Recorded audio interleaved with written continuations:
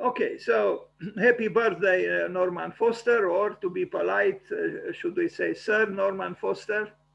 And anyway, um, I like the fact that he actually had humble beginnings. He didn't come from a spoiled family. He was not spoiled, and he made his way up through, I imagine, sometimes difficulties.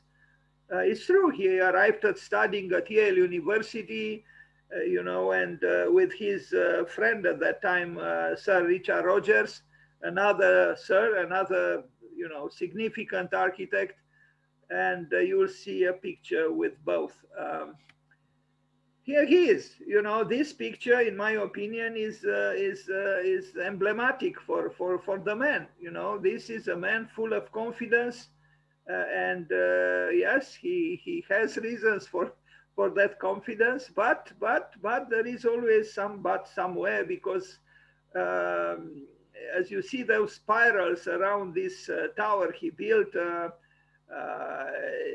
they seem to be to problematize a little bit certain even convictions. But as the Apple headquarters proves, he is a believer in the circle, although he flirts sometimes with the spiral and with the diagonal. He's one of the few people who really became institutions by themselves, having also belief in the rebelliousness of the diagonal, or the spiral in this case, which is a curved diagonal. That's what it is. Anyway, um, this man is infuriating. I mean, if he was in front of me now, I would have told him the same thing. You are infuriating, sir. I'm sorry. It's unacceptable, your success. By mortal standards, is unacceptable.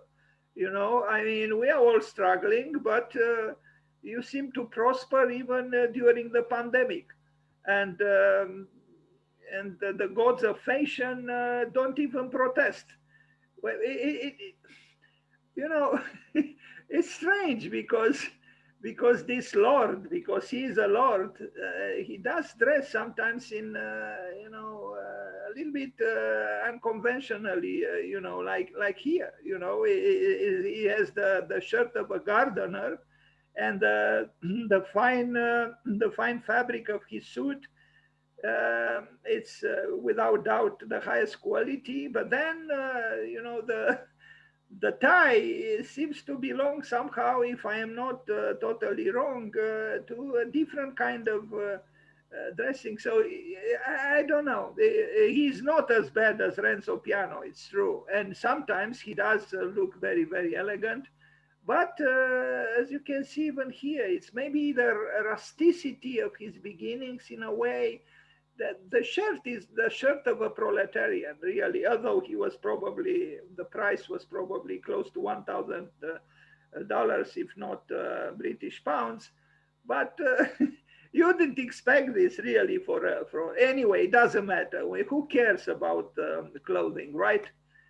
Here he is with his wife.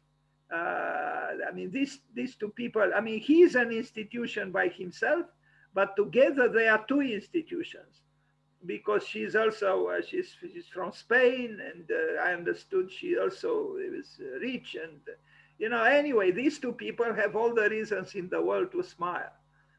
With or without a mask, they have all the reasons to smile, particularly after they bought that villa in the United States, where actually the Obamas were only able to rent. So they bought that building, which the former president of the United States, was renting. So you can imagine, we are dealing here with the elite. Yes, he seems to be a little bit puzzled here by the complexity of life. Hello, Mr. Foster. Happy birthday to you. You seem to like even a light, pale kind of pink. Why not? So Is that a throne he sits on or not? No, the person behind is also sitting on the same kind of chair, but it does seem to be a, you know, throne-like a little bit. And where is he here? Yes, on the right, near the former, I don't know, mayor of New York or governor of New York. And then on the left, of course, the mayor of London. Oh, I barely breathe. These are gods, the human gods on this earth. And here he receives one of his many, many, many, many prizes. A dangerous linguistic proximity here, you know, between prize and prize. This is, I think, the king or the prince of Spain, of Asturias. Anyway, you know, we are dealing here, as I said, with the gods. With a vast and fair amount of awards received, Sir Norman Foster is one of the best portfolios of architecture in the world. Well, whoever wrote this, you know, instead of saying that he has one of the best portfolios of architecture, he said he is, but that's because he is an institution. He became the portfolio of his own work. His works are functional, well established, and with a unique beauty, taking advantage of the brilliant and detailed structures used, reach a final result perfectly balanced.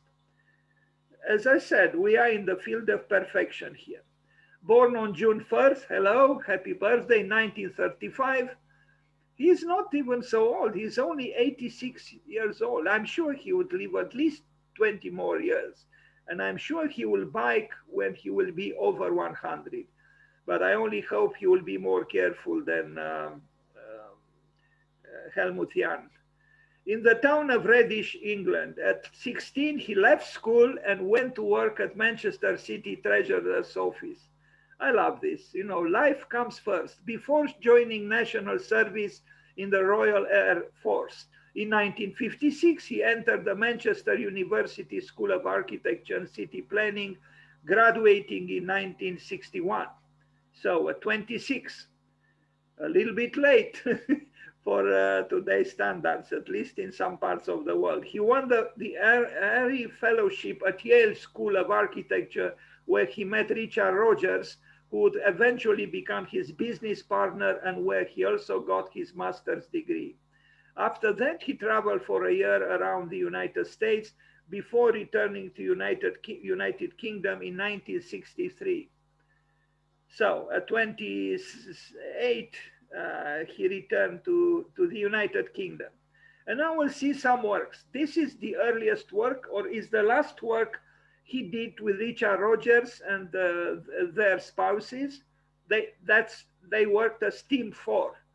And the Team 4 was composed of him, Richard Rogers, and their wives, who also studied architecture at Yale University. And we are going to see them. Norman Foster, Sue Bramwell, Richard Rogers, Wendy Cheesman. Now, Wendy Cheesman became the wife of Norman Foster. And I think, if I'm not wrong, because I have a picture with a few other people, Sue Bramwell became the wife of Richard Rogers.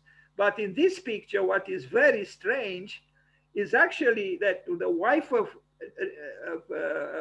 Sir Norman Foster, who is here, is actually this one, who seems to sit on the lap of his partner, that is Sir Richard Rogers. That's very strange, isn't it? So this lady married this man, and this woman married this, maybe it was some kind of a playful, you know, arrangement. Anyway, they had a few other people around them, and unfortunately, I don't have their names. But all in all, these 4 people created Team 4, and you can tell, at least from the face of Sir Norman Foster, that great success was waiting for him, and it did, and he didn't have to wait for too long. So the Reliance Controls building, as he himself said, dissolved the traditional boundaries, which are, he didn't say which are those boundaries, but we can imagine them. It's about the diagonals. It's about the cross bracing, he added. It's about showing what is holding the building up, pushed to a metallic extreme. I too like diagonals, so in this respect, I am offering my friendship to him, which I'm sure is totally irrelevant to him. Anyway, look at the diagonals, straight as they are, but diagonals. And yes, he was and is and will be a master of not of diagonals, or not always of diagonals, but of a very finely tuned metallic structure. And in this also, Sir Richard Rogers was and is good. Unfortunately, in his case, we cannot say will be because he died recently. Otherwise, what do we see here? Production, production, production in decent circumstances, of course, luminous and everything, but it's really about producing, producing, producing in order to consume, consume, consume. And the production and the consumption found in Sir Norman Foster an optimistic champion. But the quality of his crafting a building has to be acknowledged. And I am not a high-tech man, but I appreciate maybe even more when I see a brilliant, enactment of handling technology creatively. And he did, and you will see a few other buildings, in fact, many other buildings where this high-tech man handled technology with a sure hand and an inspired hand. Like, for example, in this building, the Renault Distribution Center. By the way, he loves cars. Most architects love cars, even at the time when the bicycle seems to say, hey, it's time for me now, okay? But architects still love cars. The Renault Distribution Center is here, and I love it. I mean, aesthetically, I think it's beautiful. It's lightweight. It's yellow. It is assertive, but it is not insulting towards the sky and towards the earth it sits on. It's optimistic. It's democratic. It's very nice, I think. Sorry, I cannot express myself, technically, but aesthetically, I can say what I just said. It shows knowledge and sensitivity too, and great skill in understanding how a building comes together using these technologies. What can I say? I almost forgive him for his, idolizing the car.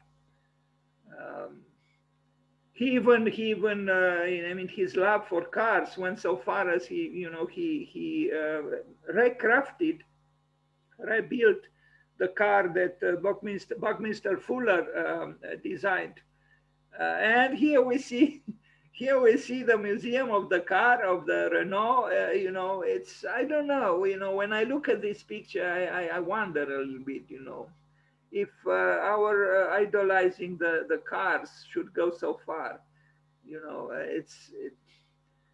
Anyway, time will tell if we went too far or not. But the climate change and the sustainability issues and the melting of the icebergs and the rising levels of the seas, maybe they are telling us something that perhaps we are still not quite ready to hear. Because the assault of the cars on the earth is unbelievable. I mean, at this very moment, the human beings would do anything, I mean anything, but renounce the cars. They want. They would go through all the troubles to invent new forms of energy, so-called safe. In my opinion, no energy is safe. It's truly safe. No. If you are to produce energy, you have to take from something else. And okay, we give up on gas. After all, we killed 1 million people in Iraq exactly for that. But who cares? After all, if we are to choose between the supremacy of Its Majesty the car and 1 million poor people, of course we will choose Its Majesty the car. Anyway, yes. Now we look at these offices in UK, the Stockley Park offices in Uxbridge, UK.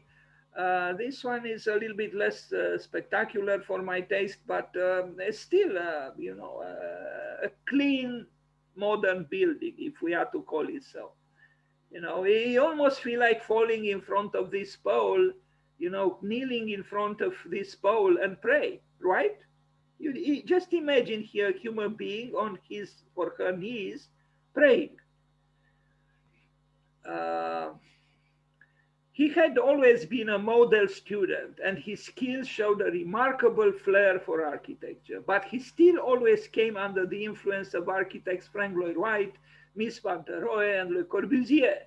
After his return from America, that is North America, sorry, North America still thinks that it is the sole America. It's not. It's not. This is unfair to the rest of the countries that compose America. But anyway, Norman Foster started a partnership with Richard Rogers and sisters, Georgie and Wendy Cheeseman. So they were sisters. This I didn't know. Called Team 4. They quickly gained a reputation for industrial design high tech. In 1967, he formed with Wendy the office Foster's Associates, which quickly transformed into Foster's and Partners. A year later, he began a long partnership with the American architect Richard Buckminster Fuller, which only ended with the death of Fuller in 1983. This was a noble partnership, considering that Buckminster Fuller was, a so-called visionary and utopian. Now, the Sainsbury Center for Visual Arts from Norwich, United Kingdom, his architecture is actually, once you begin to understand the way he handles his so-called language, it's easily recognizable. We saw this. Now we look at the plan, and I have also a section. I think it's a rational architecture that has some movement in it, and it is a polite technology, if I can say so. It is humanized because of his skill as a designer. But he uses glass with an excessive optimism, I would say, and maybe at that time was forgivable, but I don't think today it is forgivable. But because to use so much glass, it means to employ huge amounts of, artificially produced energy, which, is costly in various ways. Hong Kong, this is one of his, in fact, maybe his first major project, which launched him on an international career, and he never looked back. The Hong Kong and Shanghai Bank headquarters in Hong Kong, 1985. This is a truly remarkable building, and even though it is highly technological, in some way, maybe I'm saying something foolish now, but I find it less threatening than this much smaller building. This smaller building to me is more threatening than what he did. It is huge, no doubt, but because it has the fragmentations of structure, it kind of escapes the morose threat of this building, or even this building somehow. I mean, this is my subjective reading of it, so to speak. It is, from what I understood, this building was built of components that came from various countries, on which occasion future Sir Norman Foster traveled a lot all over the world. And yes, let's not think about the immense costs of manufacturing fragments of this building in other countries and then shipping them to Hong Kong. But the truth of the matter is the assault of the human being on the earth is unbelievable. I mean, here we are talking just about one building, but we see three other buildings on the left, and then the mammoth silhouette on the right of another one. But just imagine at the scale of the earth, the immense activity, which from one point of view seems to be positive, no? But from another point of view is harshly negative, because it was and is an immense, exhaustive abuse of the earth, and at that time, maybe not, but it wasn't too long ago. It was 35 years ago. I mean, this huge enterprises. Just look here. It's everything seems to be small in this small picture, but it's actually big. And yes, you could say it's the triumph of Homo sapiens. It's the triumph of Homo faber. Maybe here and there is even a certain playfulness. So to an extent, it's also the triumph of Homo ludens. But what about, I don't know if in Latin there is a phrase of this sort, the man who abuses the earth. What about that? Because the poor Greeks, they built temples, and in the center of the empty big building, there was Athens, or the Athena, or another god or goddess. But here we have the human ants, because that's what they were and are. We don't know their names, around this huge void, which celebrates what actually? God, divinity, the celestial qualities of existence. I don't know. I like it, of course I like it. But just imagine the amount of energy spent in order to warm this thing up when it was cold outside, and to cool it when it was hot outside. And it is hot outside. I mean, maybe, I know that Sir Norman Foster mentions, especially lately, a lot sustainability, but I doubt these buildings are sustainable, because they are sustained by maybe a very sophisticated technology, but not by opening the windows to create cross ventilation, but by pumping technologically the air that the building needs, and that in itself is, I would say, abusive to a world which is confronted now with its limits.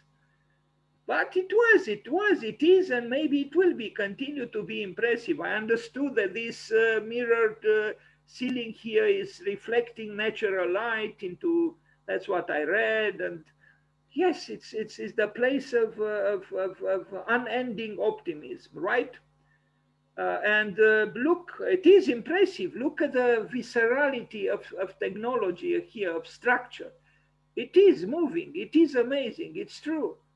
Who cares that this man maybe is risking his life working like this here? But I guess he managed and will manage. But all in all, it's truly, as I see it, an unabashed effort to show that the supremacy of the human life is all that counts. And it was successful, yes. I mean, it's a bank, right? It's not a cathedral, it's a bank. I mentioned Athena. Why did I mention Athena?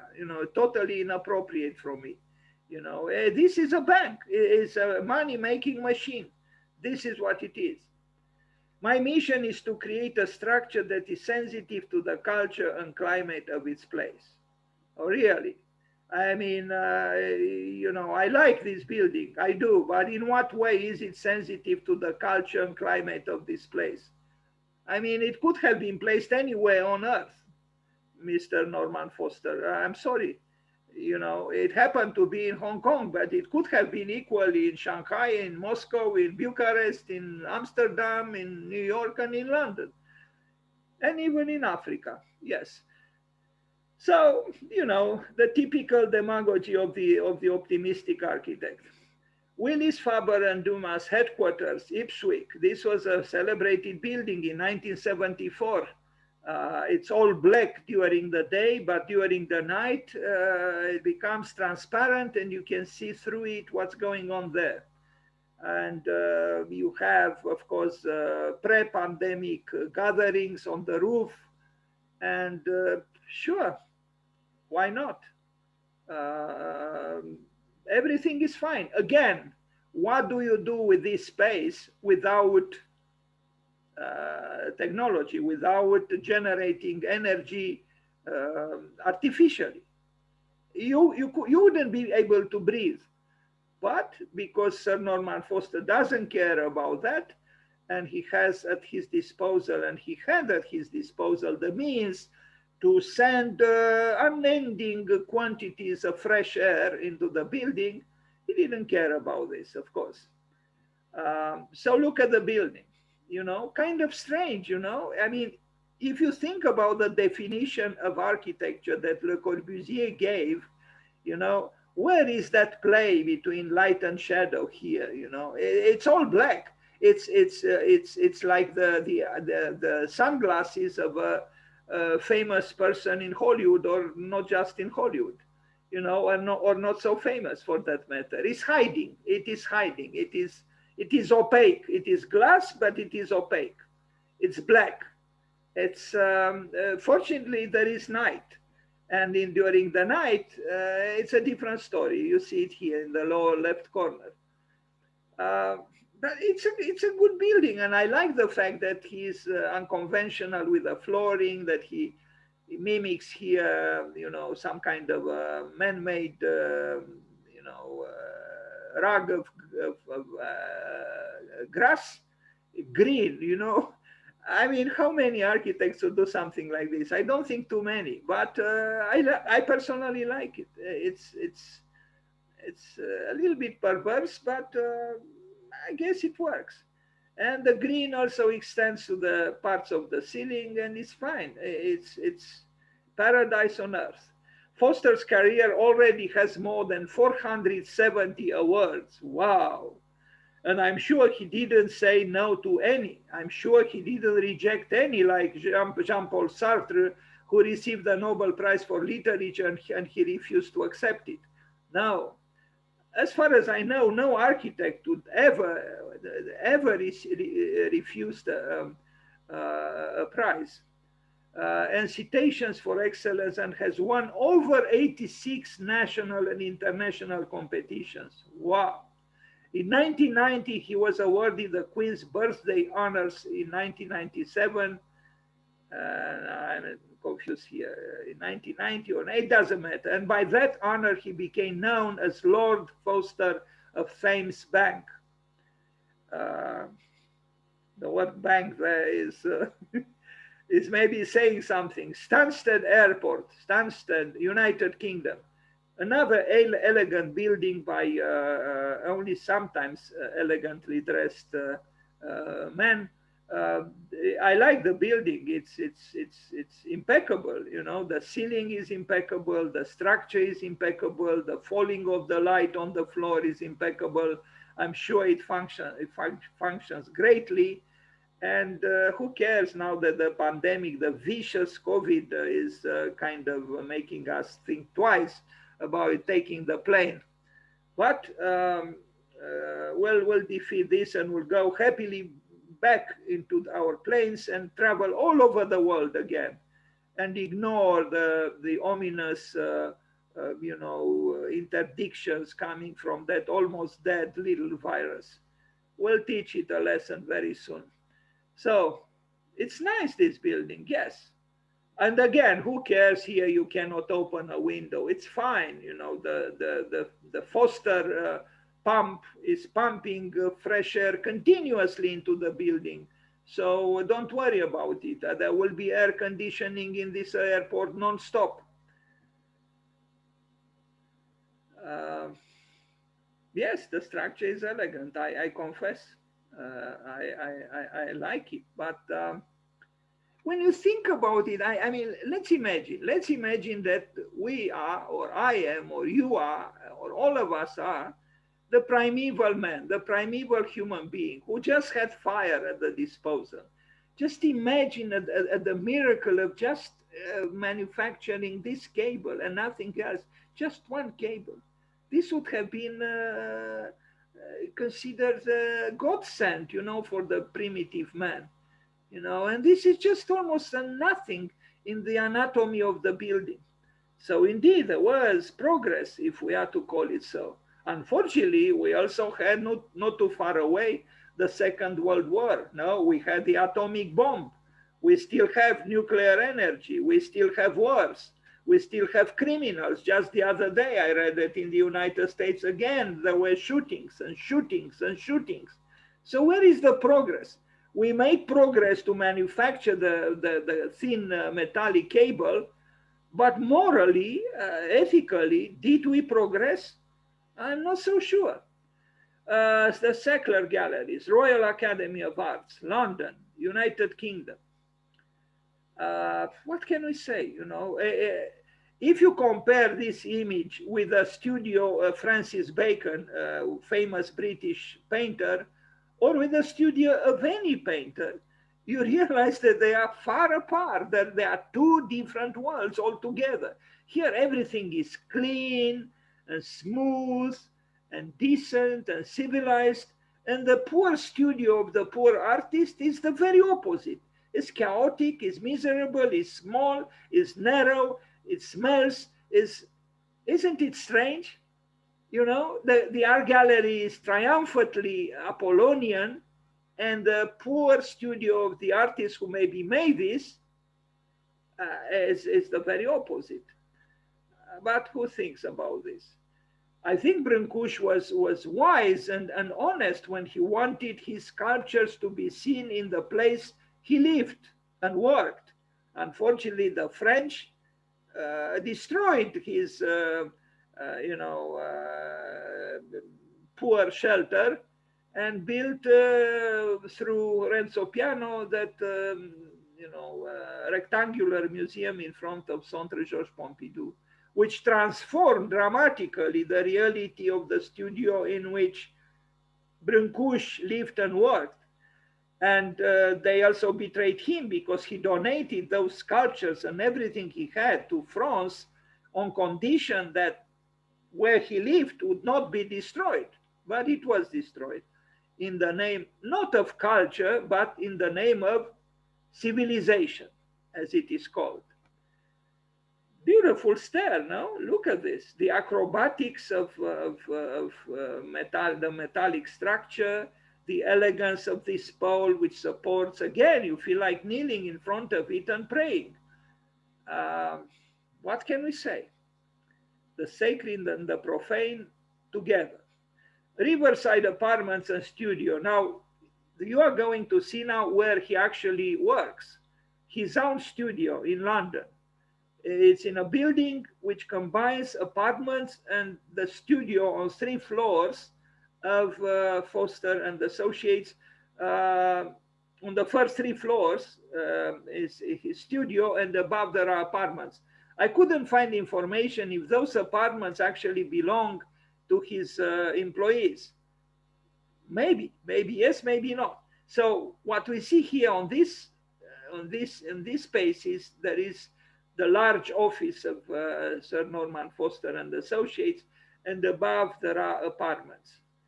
And I think this combination between office and home is a good one. As Jean Nouvel said, bring the office into the home and the home into the office.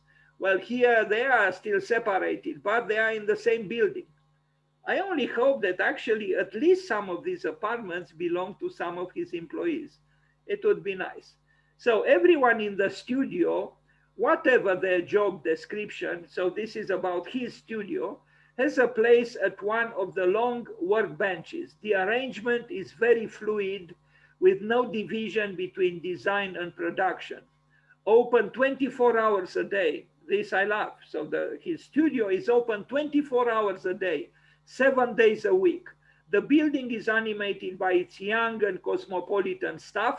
The average age is about 30, and as many languages are spoken. I love this. Most offices keep visitors at arm's length. The Foster studio, by contrast, is completely open. Visitors can enjoy the bar, the social focus of the office, while meetings, whether formal or informal, occur in the midst of the creative process itself. As I said, it's paradise on earth. Two crucial characteristics of the studio and the way that we work are the democracy and freedom of communication that we enjoy. That's what he wrote. The studio has no partitions or separate rooms, and meetings tend to take place informally in the midst of the creative process, often focused on a model or around the computer screen. Nice. Founder and executive chairman. And here it is. To those of us who still work with the T-square and the rectangle, I would say, do you see any, I would ask, do you see any T-square or a rectangle here? I don't see any. And I didn't see any in many years. Anyway, but nostalgia also has qualities. Yes, so this is inside that building that you saw, which has above apartments. Hello, Mr. Foster, you did it. We have to confess, you certainly did it. And here you are more elegant. I also have I have to say it. It must be good, to be an architect and to look down from this, interior balcony and see your employees laboring there for your glory. It's difficult to avoid some amount of envy, really. I mean, if we compare this office with a poor corridor on a deserted monastery, or Rue de Sèvres that Corbusier had, or even with a, Taliesin that where Frank Lloyd Wright had a little office. Well, it wasn't so little, but it wasn't like this. I mean, this man pays more than 1,000 salaries. He has more than 1,000 employees. I don't know if he has here room for all of them. Probably not. I think I was told that actually they are, dispersed in various buildings within the city. Anyway, as I said, he is an institution, and a major institution. Now, next to this building, you have the Albion Riverside Apartments, also in London, and you see it here. It's more, extravagant, so to speak, in terms of architecture because of the curvatures. What can we say? Everything works for this man. It's almost irritating the amount, so much success. God, so I guess this is the building where he has the studio, and he also built this. Just look at the terrace. The terrace itself is almost, if you flip if you make this vertical instead of horizontal, it's a beautiful front elevation of a passable building. It's impeccable. How could they keep it so clean? There are still schools of architecture that teach how to, use the the layers for to protect the rain from going into the building here, and all those archaic technologies. And look at this, it's perfect. It's clean. It's like the rain never fell on this building, and the snow never did. How do they do it? I don't know. This is not on Earth.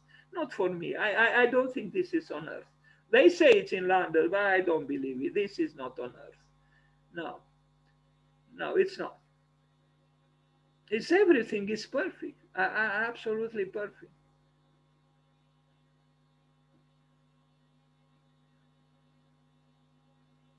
I could have some understanding for these, boats here, but for this building, no. Formally, I understand it, but a house in Japan, Tokyo, Japan. I don't think his houses, his private houses, I only saw one, this one actually. I think he was better for working for public buildings than for private buildings of small dimensions. I mean, his sense of home, I don't know.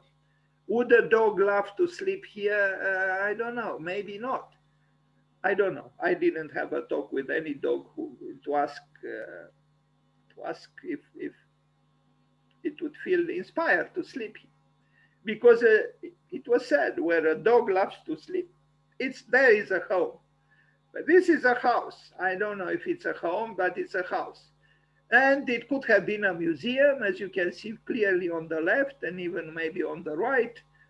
I don't know. Is it a home?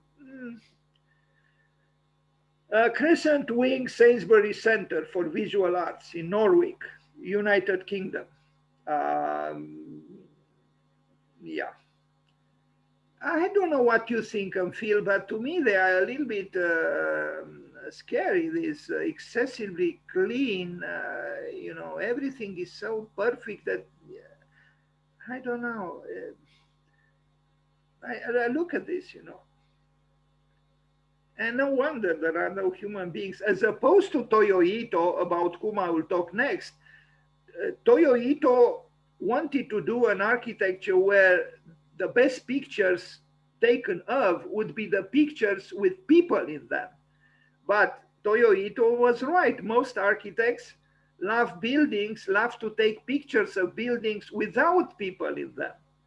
It's true. I also always preferred to photograph buildings without people in them. And we see the same thing here. Where are the people?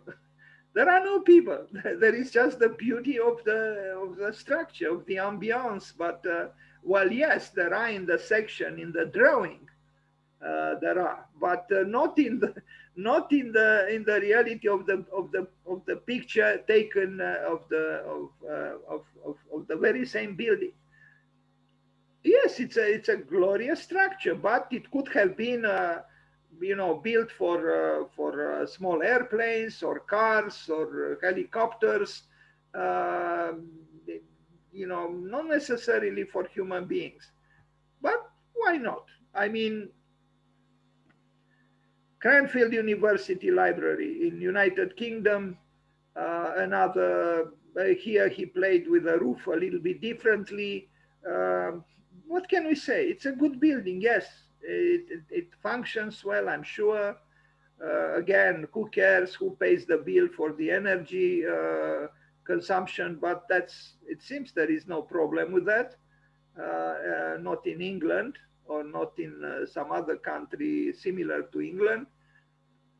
It's fine. What can I say? But I don't know. Is it so strikingly original as an architecture? Maybe not. I admire it for its know-how how to assemble all these parts together. The crafting is indeed good, but otherwise, I prefer Exeter Library by Khan, although some accuse it of being, rhetorical in a non-contemporary way. I don't know.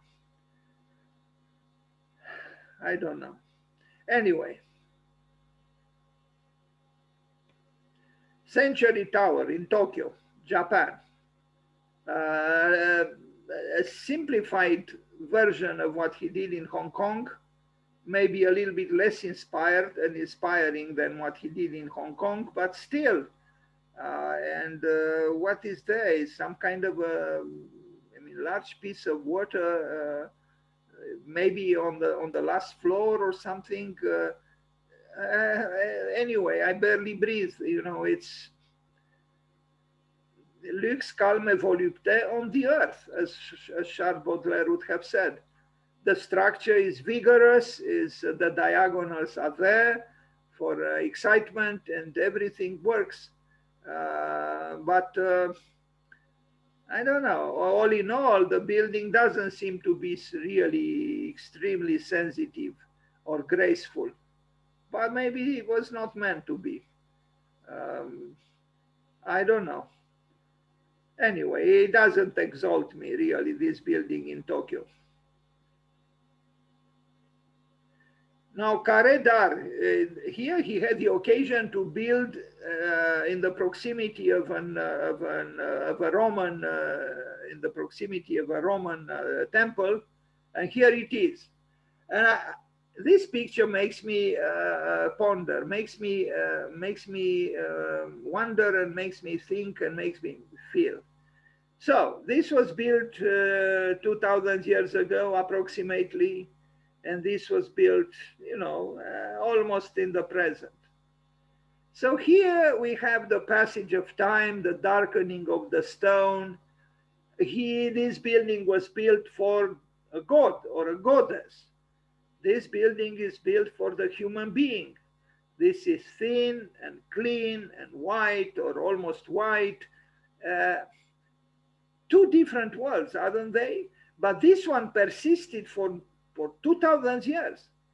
Will this one persist for 2,000 years? Maybe it's not meant to. Probably not. But, if you are sensitive to history and to the passage of time, you wonder, is this building connecting is this building on the same spiral of time on which this temple finds itself? Somehow I have a feeling that it is not. Yes, people are reading newspapers there and having delicious snacks or whatever, but as you can see, they are situated at a higher level than the trees.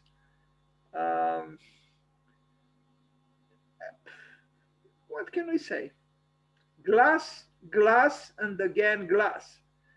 I really wonder, how would we build if we didn't have glass? It's a mental exercise. What kind of architecture would we have if we didn't have glass?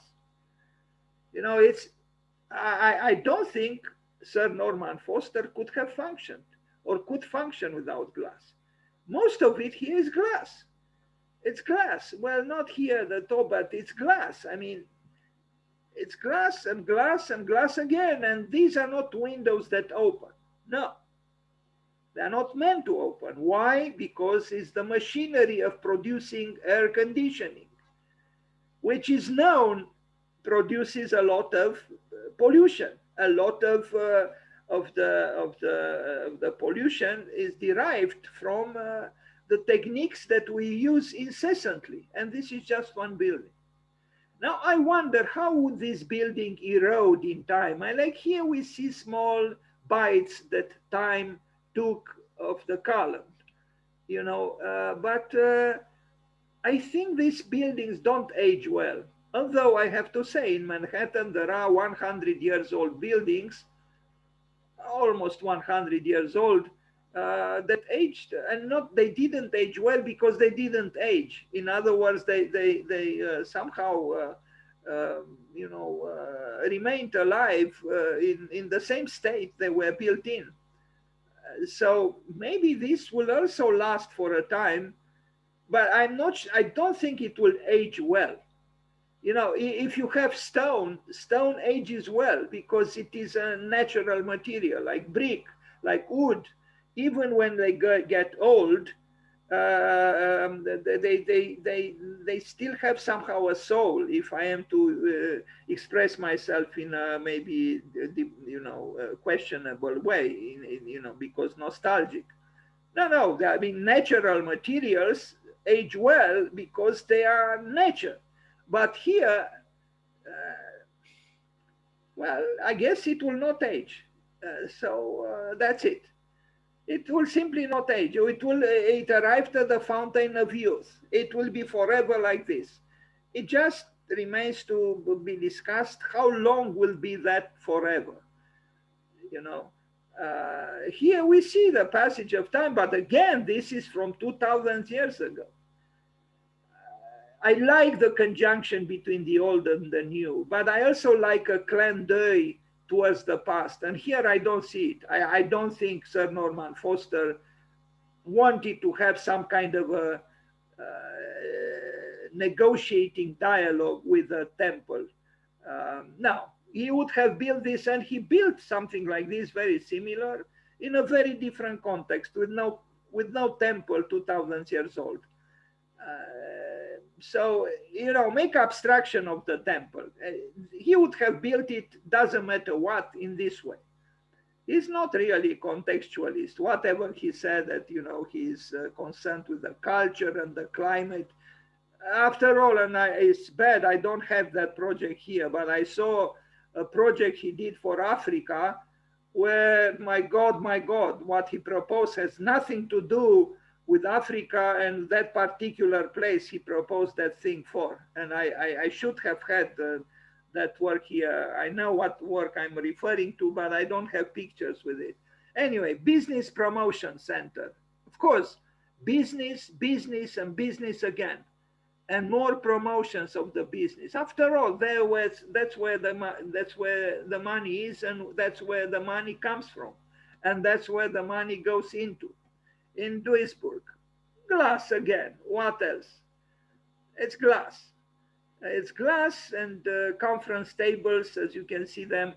Strange, this picture that we have, this symmetry, you know, it's like, you know, a deja vu, you know, on both sides of this wall, we have two conference tables identical. I mean, there is a small difference here. There is some kind of mechanism for projection or something, but otherwise, you know, they are identical. I mean, it's amazing.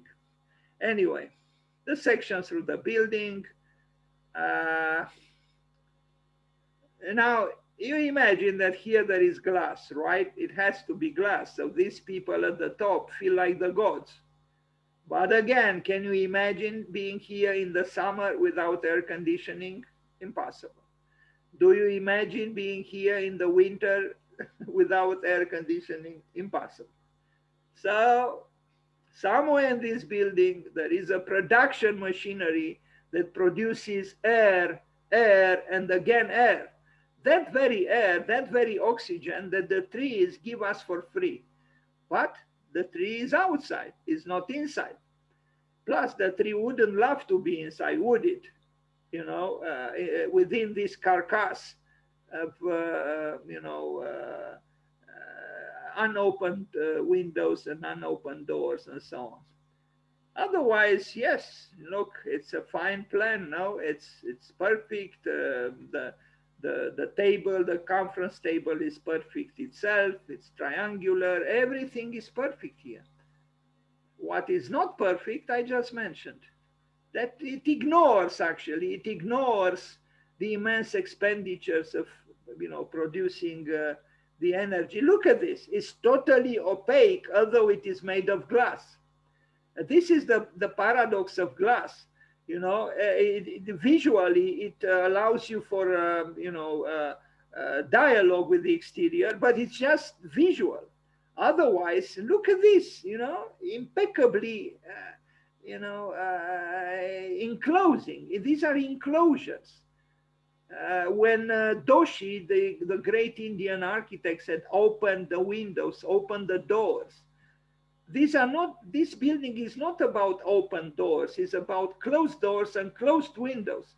And he makes them of glass. But essentially, this building is arrogantly stating, we are a business that don't truly care about you, okay? This is a shield of glass. It is transparent, but it is still a shield. It separates. I mean, you can tell. It reflects the sky, but you don't see what's going on inside, at least during the day. The Bilbao Metro in Bilbao, a fine, of course, civilized, clean, interesting visually subway station, and even the entrance and the exit is, you know, rather sculptural, a little bit, you know, biological looking, and you know, it's biomorphic and all the rest. A lot of glass and a lot of metal, but it works. And it works, and it's a metro station. It's okay. Is it a very original architecture? I'm not so sure about that, but it works. The American Air Museum. Can you believe it? Air Museum? Well, it's with let's not get too metaphysical here. It's about planes. So it's but imagine it was really an American Air Museum where we expose air. That would have been very interesting. But no, it's not about exposing air. Is about exposing planes. Funny in a way, but also tragic that we create, an equation between planes and air. Uh, I don't know. I mean, look at the air, the so-called air. Why would we place these giant birds inside a building and just to look? I mean, I don't know.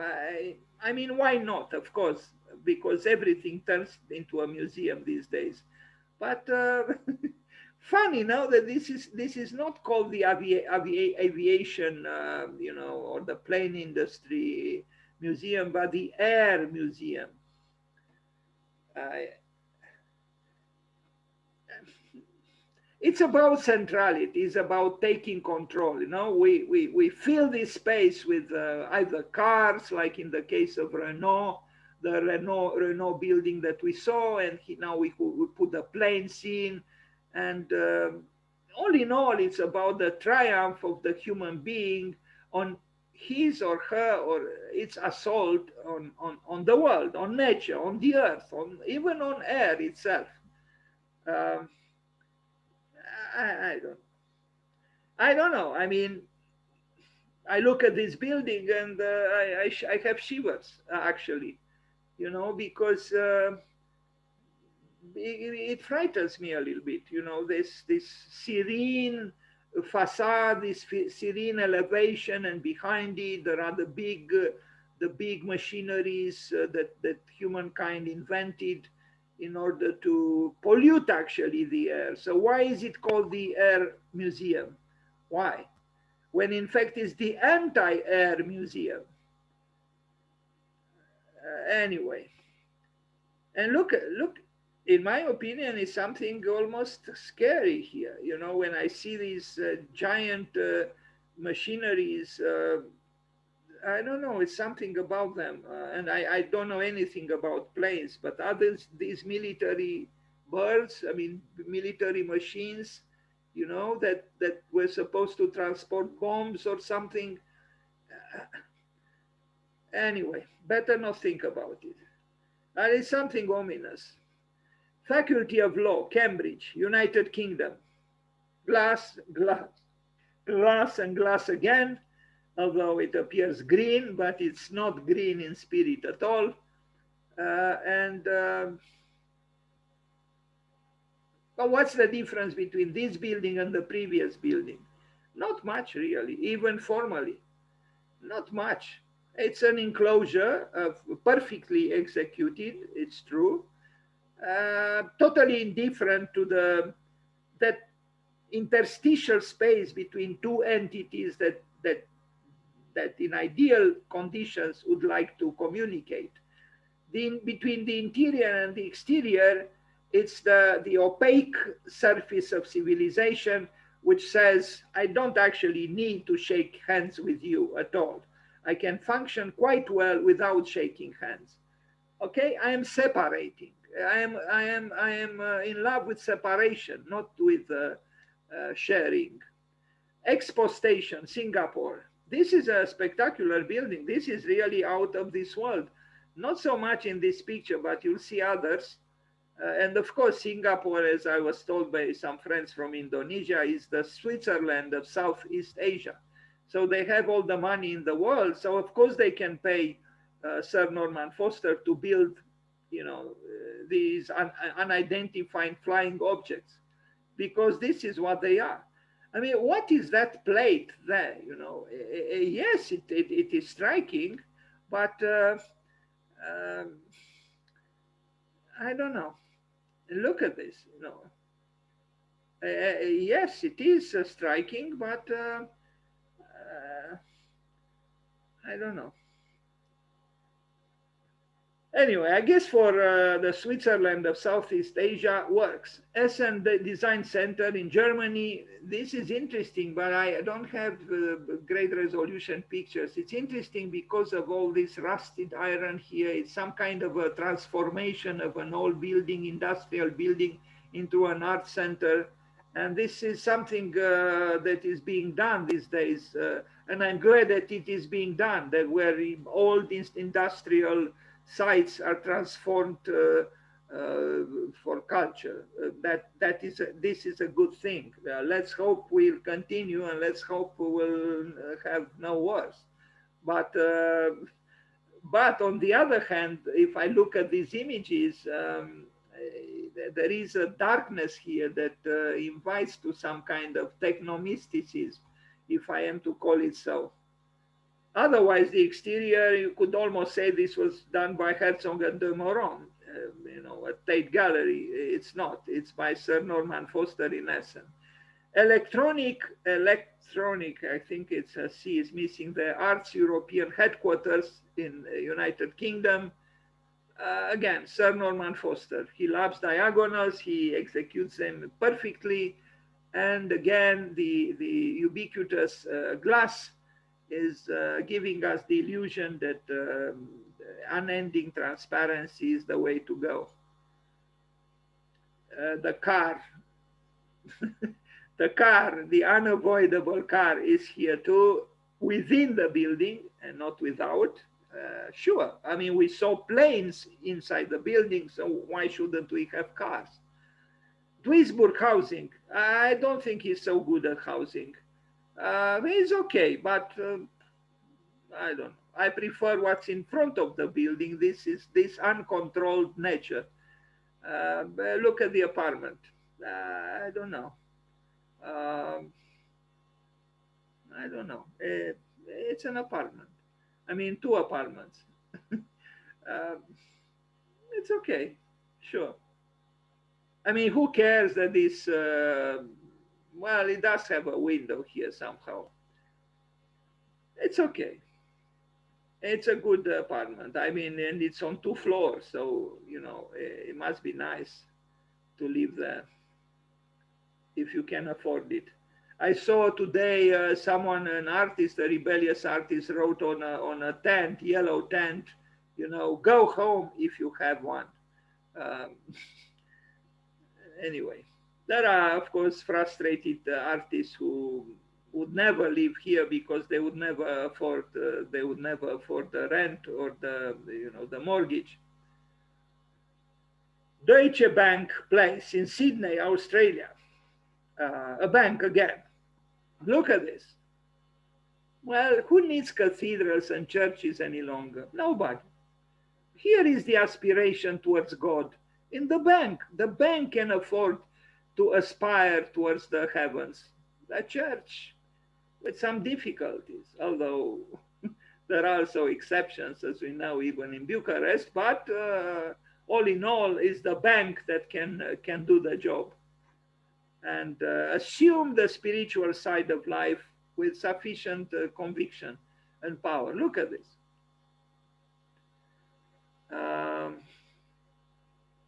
The truth is, this bank looks more like a church than that project for a church by Alberto Sartoris that Kenneth Frampton chose for the cover of his famous critical history of modern architecture. Strange, isn't it?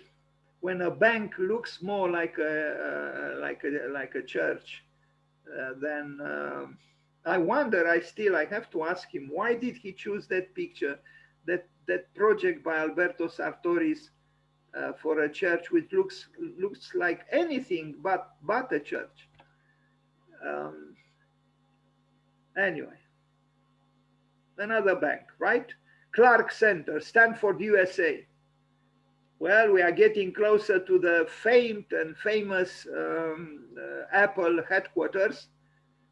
We are not yet there, but we are almost there, and we are already in the field of the breathtaking, big campuses, headquarters of giantly successful companies.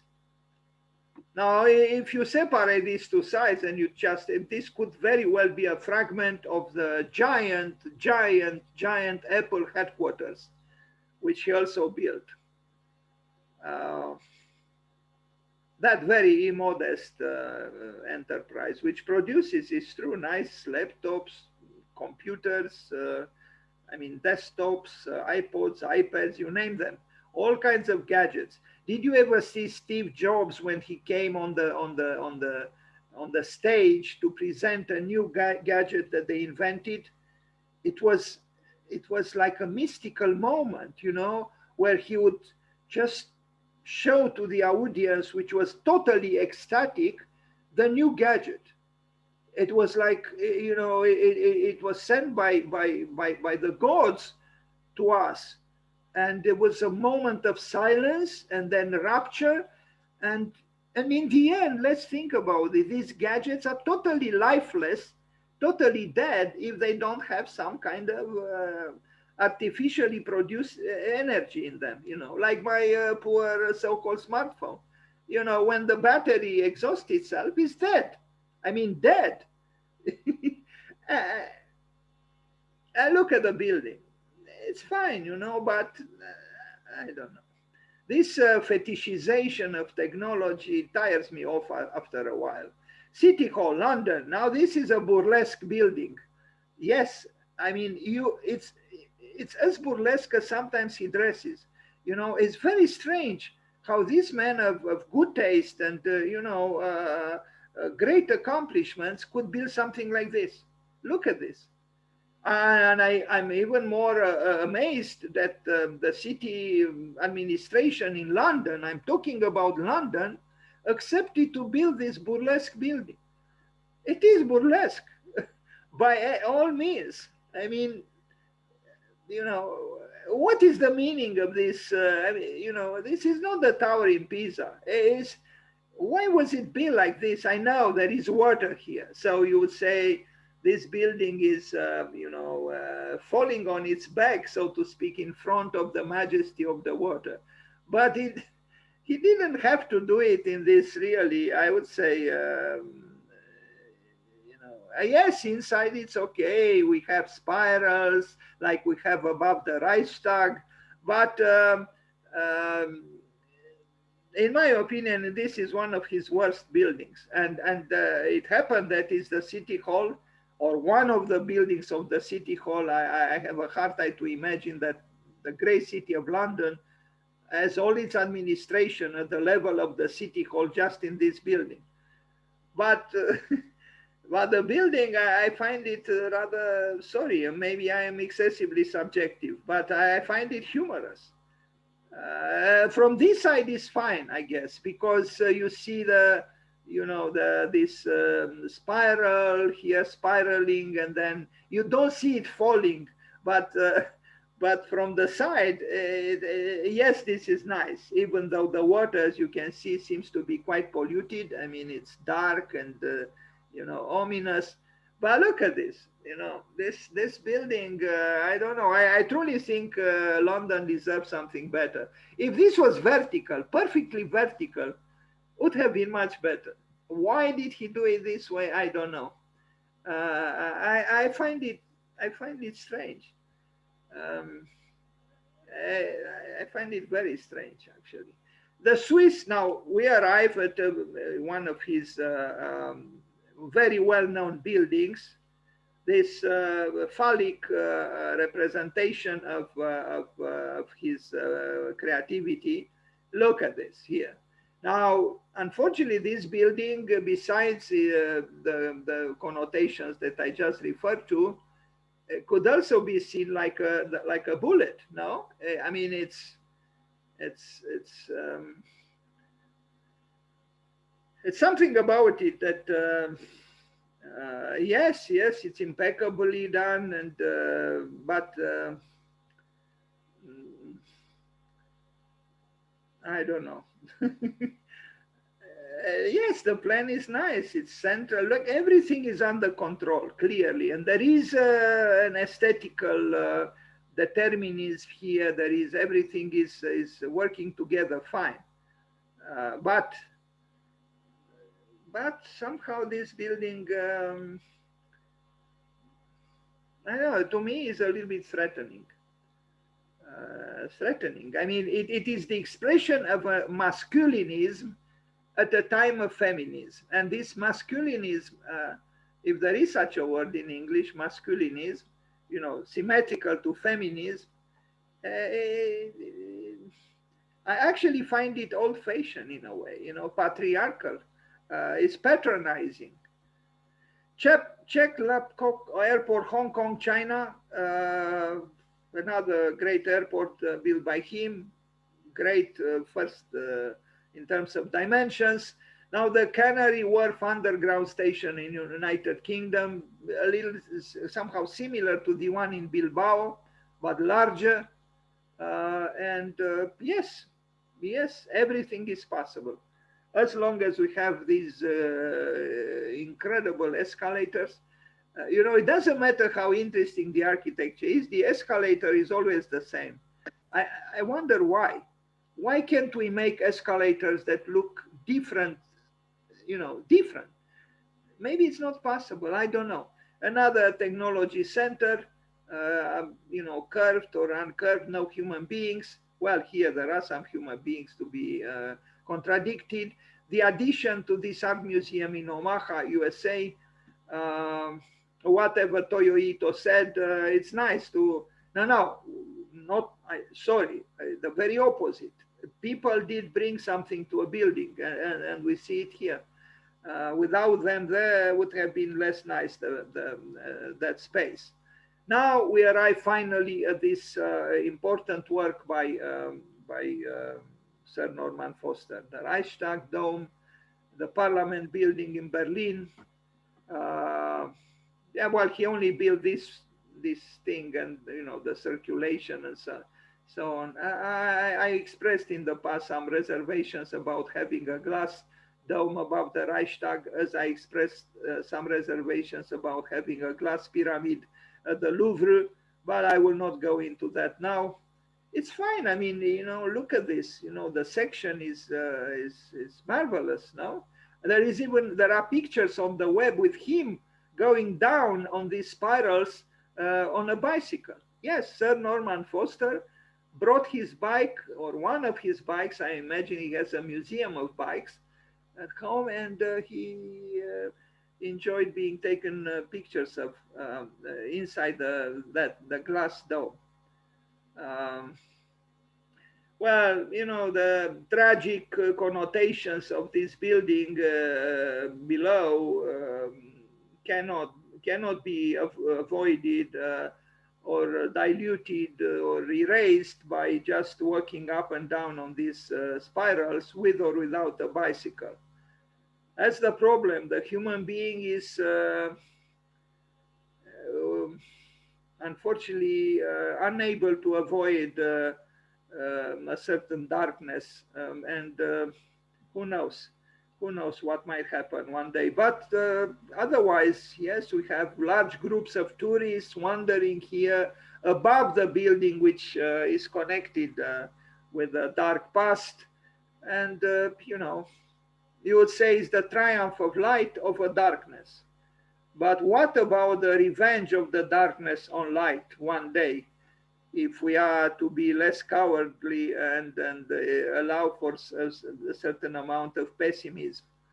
Because I said yesterday that Oswald Spengler, the important cultural theorist and historian, said that optimism is cowardice. So maybe he was right. Maybe he was not. I don't know. Anyway, the building is, I mean, again, it's crafted impeccably by this man who knows how to bring the parts together and build. This is a proposal for Saudi Arabia, or it was built, I think, this tower. I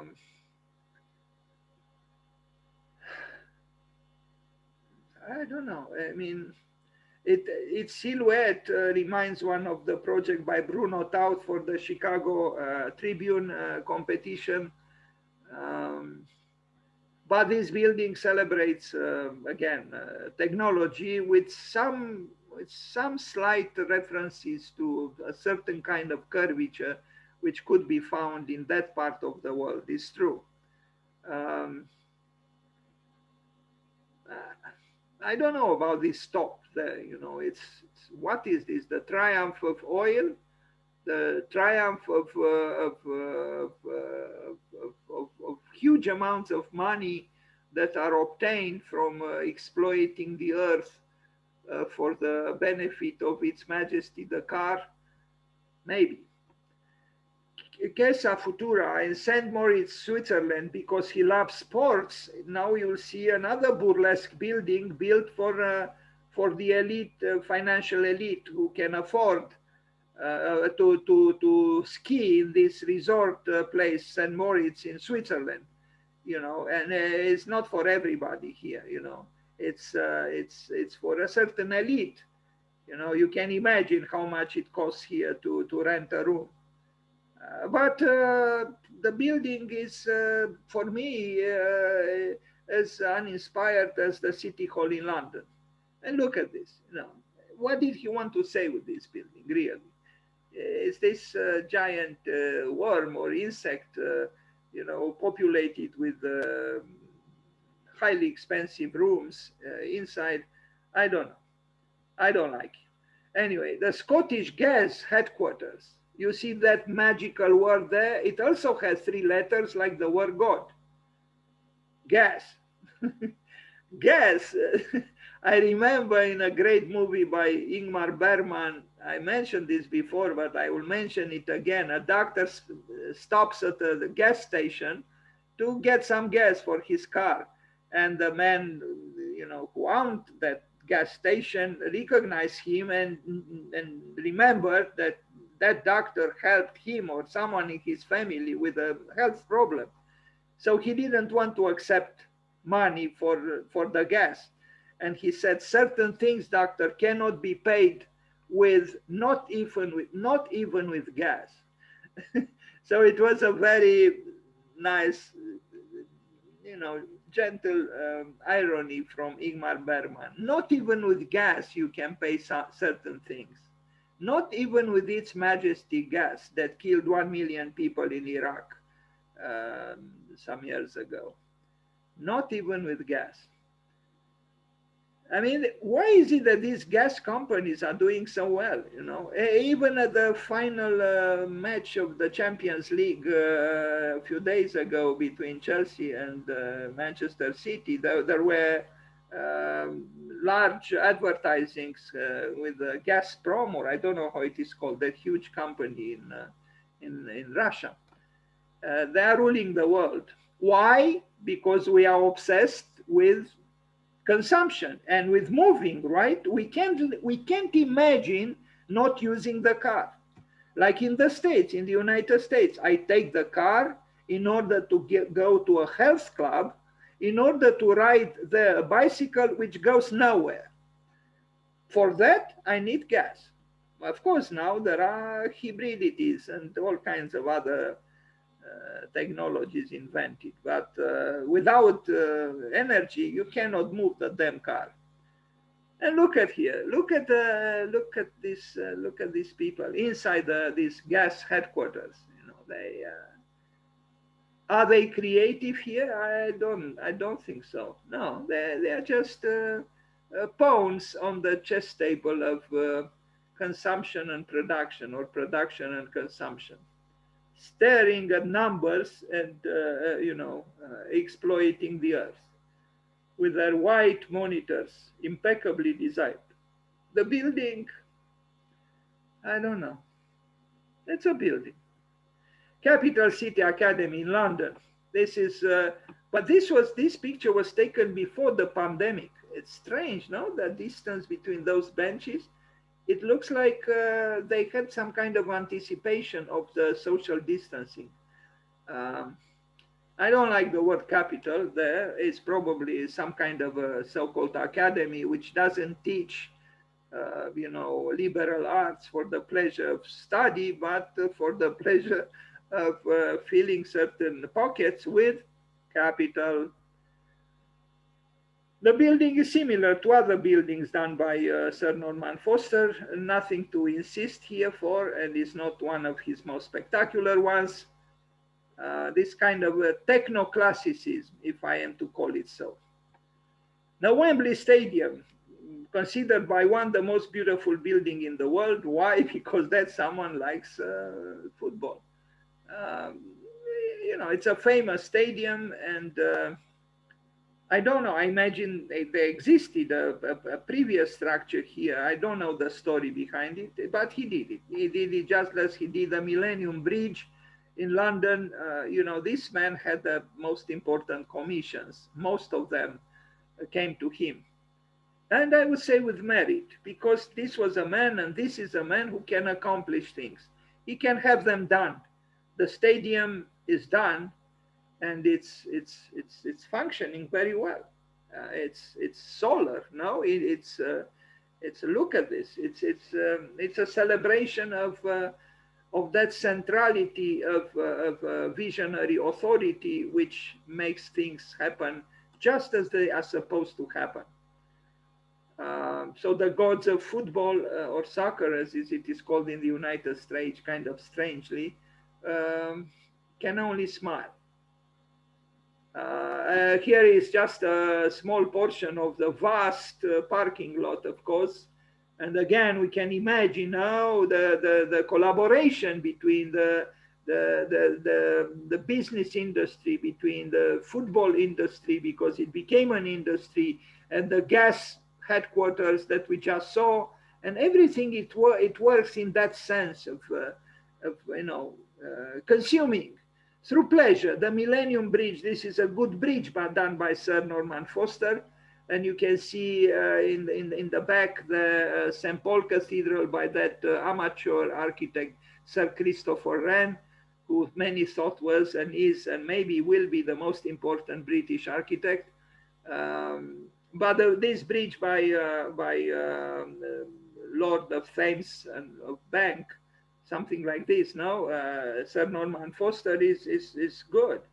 It's again, it's this man didn't make errors like poor Raphael Vignoli, who in fact in London he built a building which, because of its the curvature of its facade, reflected the sunlight to a poor car, which was burned down, was melted by the sunlight that was reflected from the building by Raphael Vignoli. Strange, another strange thing. Anyway, yes, a fine bridge, sure. He even made a proposal for Camp Nou Stadium for Barcelona, since we talked a little bit about football, and it looks like a birthday cake somehow, but this is just a model.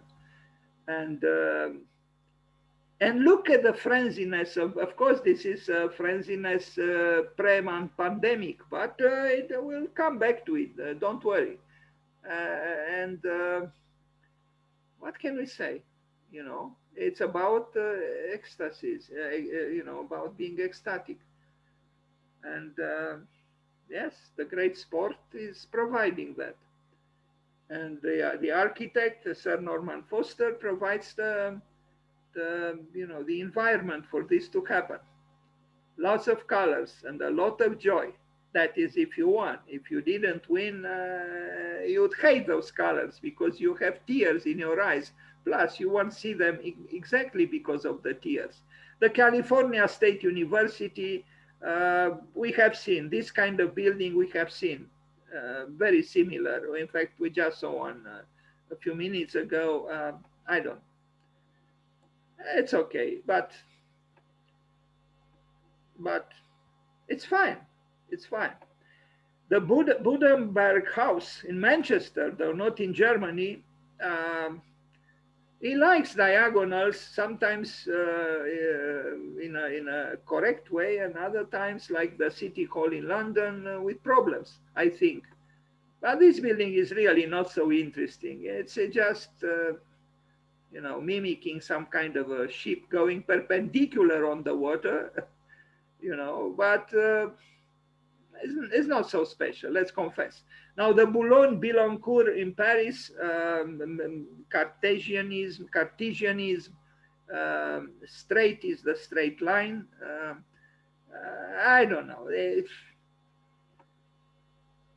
I show it, but he did more interesting works. Beijing Airport in China, so strangely without people, you know, when the picture was not taken before the pandemic, after the pandemic, I mean, during the pandemic, but before, where are the people? Maybe one of these ghost built things in China where they just build them and then, you know, if activity happens there or not, that's another story. But it's a huge airport, is it not? Just think of the Earth.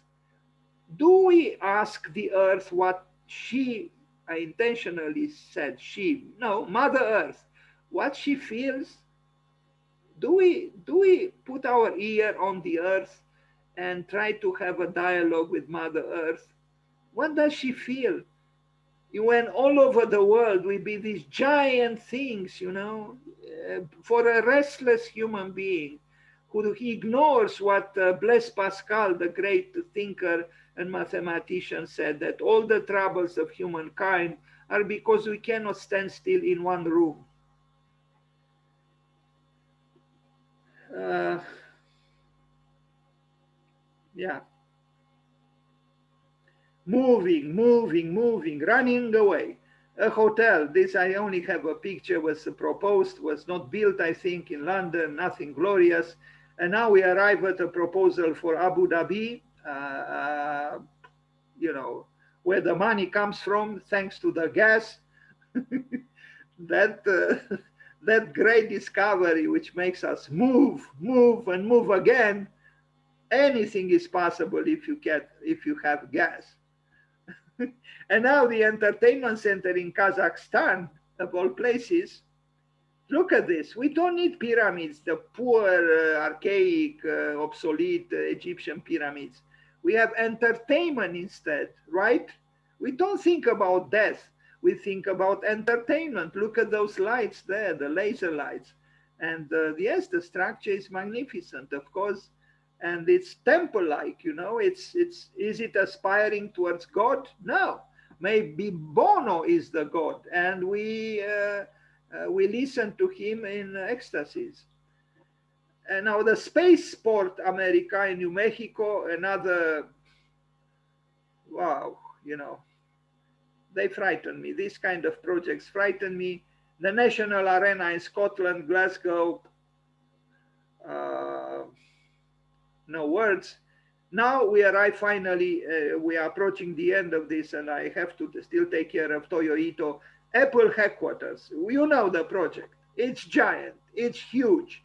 This was not built by human beings, this was built by extraterrestrials, extremely capable. And I mean, look at the buildings of the mortals here. They are, you know, they almost do not exist. And look at this. It's a perfect circle and it's giant. I used to know, I think it's almost, I don't want to get it wrong. I used to know the number. This diameter is almost 1 kilometer. Could this be? Anyway, it's breathtaking, really. I mean, you know, the Mercedes has also a circle that is divided in 3 parts. This one is not divided. Is I have my own theory, and maybe I will be punished for this theory, but I think Steve Jobs died because of this megalomania, because it is megalomania. You know, there is in the Turkish culture a saying that when the house is ready, here comes death.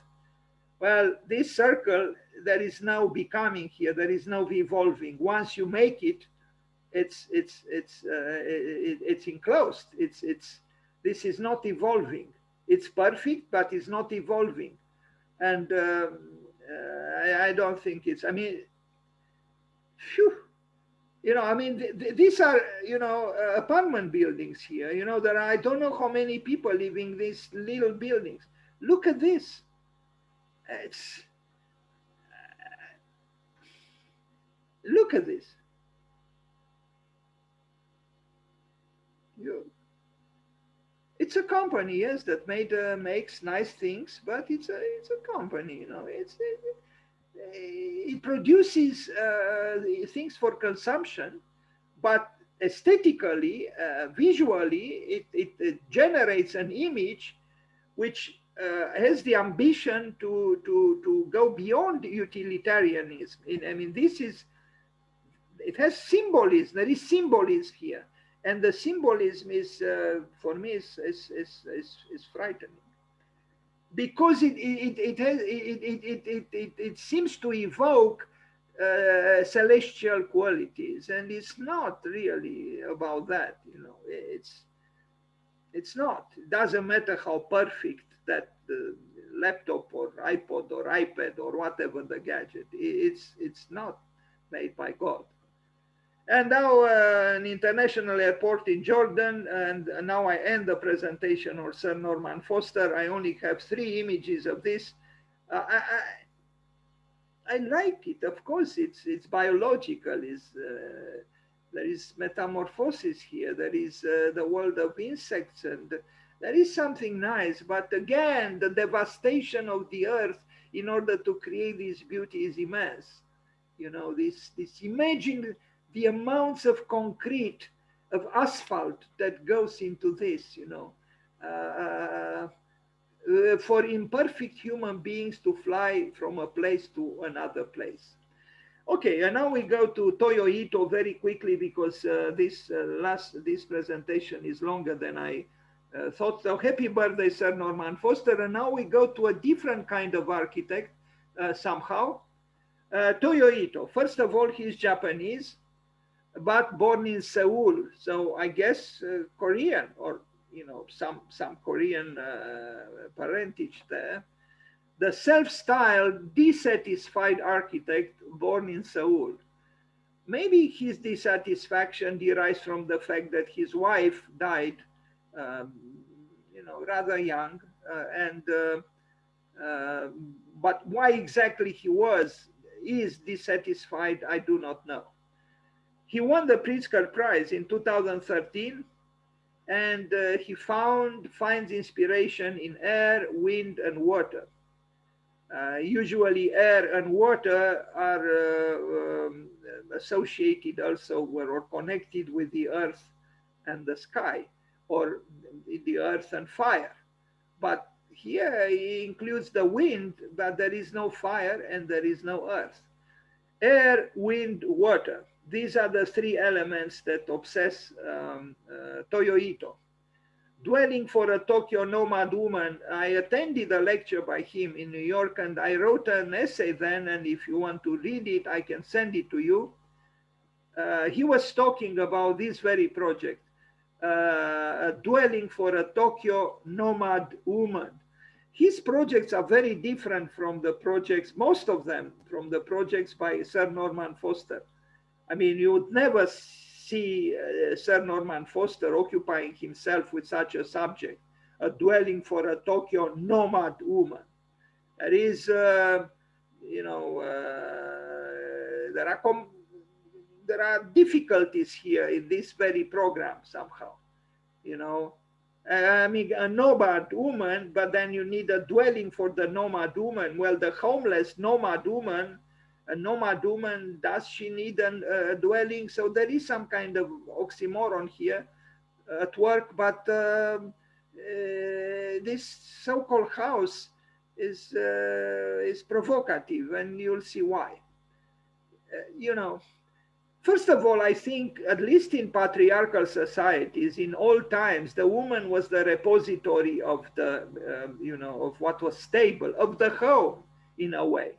So to have a woman who is a nomad is already shows a moment of crisis. You know, if a man is a nomad, that's almost okay. But if a woman is a nomad, I don't know. I think we are in trouble. And, you know, he envisioned these pieces of furniture, but it's something sad about the loneliness of this woman, of this person, you know, and especially in the context of her, you know, I'm also thinking, why did Zaha Hadid have a kitchen in her apartment? Because she didn't. Isn't it strange? In a way, she was a nomad woman herself, you know, taking the plane, going to China, to Miami, to wherever in order to build another building. But she didn't have a family and she didn't have a kitchen in her apartment in London. And of course, she afforded one.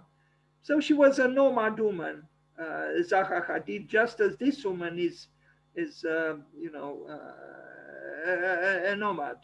And for her, Toyo Ito, a man, thought of creating these interesting pieces of furniture. But these pieces of furniture would not console the nomad woman, I would say.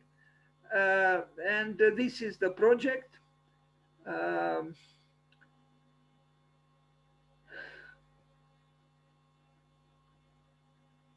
I think this deserves more talk actually. A dwelling for a nomad woman.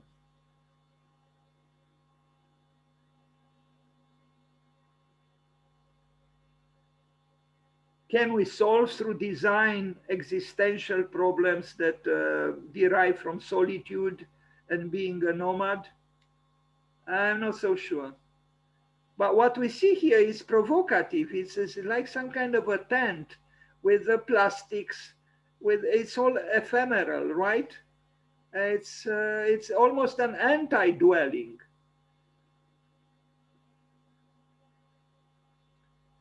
Now, such poetical speculations, speculative, you know, works, or such a speculative work would not have been the preoccupation of Sir Norman Foster, but it was the preoccupation of Toyo Ito when he was younger. Now, this is a famous mediatek, and we are going to go to this work more in detail afterwards. In fact, that picture shouldn't be there. I don't know why I placed it here.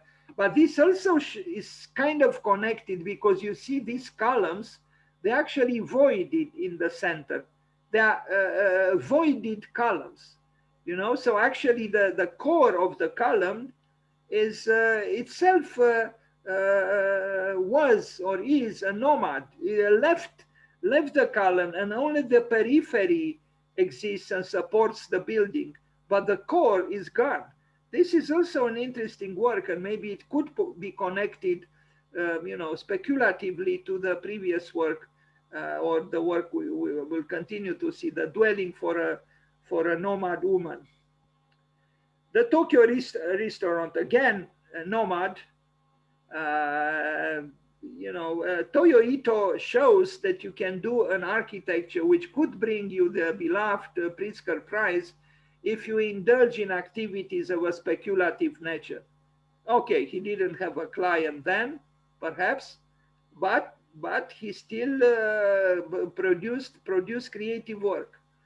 And here it is, the big city, the very big city that people like Sir Norman Foster builds, build, and within you see the question of the nomadic realities of our time are addressed by is addressed by Toyo Ito in various projects. Now, tiny houses, again for nomads.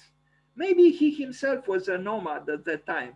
It's possible, and his beloved, well, because he's his protege in a way. So Fujimoto, maybe you know, but Fujimoto, after he finished his studies, he lived in Tokyo. He was probably unemployed, and he was walking the streets of Tokyo, and he was thinking, what if I make a house or a home where one room is here and another room is 200 meters to the southwest, and the bathroom is 600 meters to the north, east, and so on.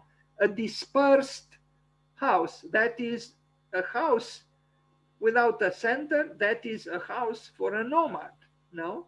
And here we see his teacher in a way, Toyo Ito, and you are going to see later a picture of both in Venice, the biennial, proposing various structures for a nomad. Nomadism implies not only lack of mobility, I mean, not only the lack of, an established dwelling or center, but also, I would say, a certain amount of solitude.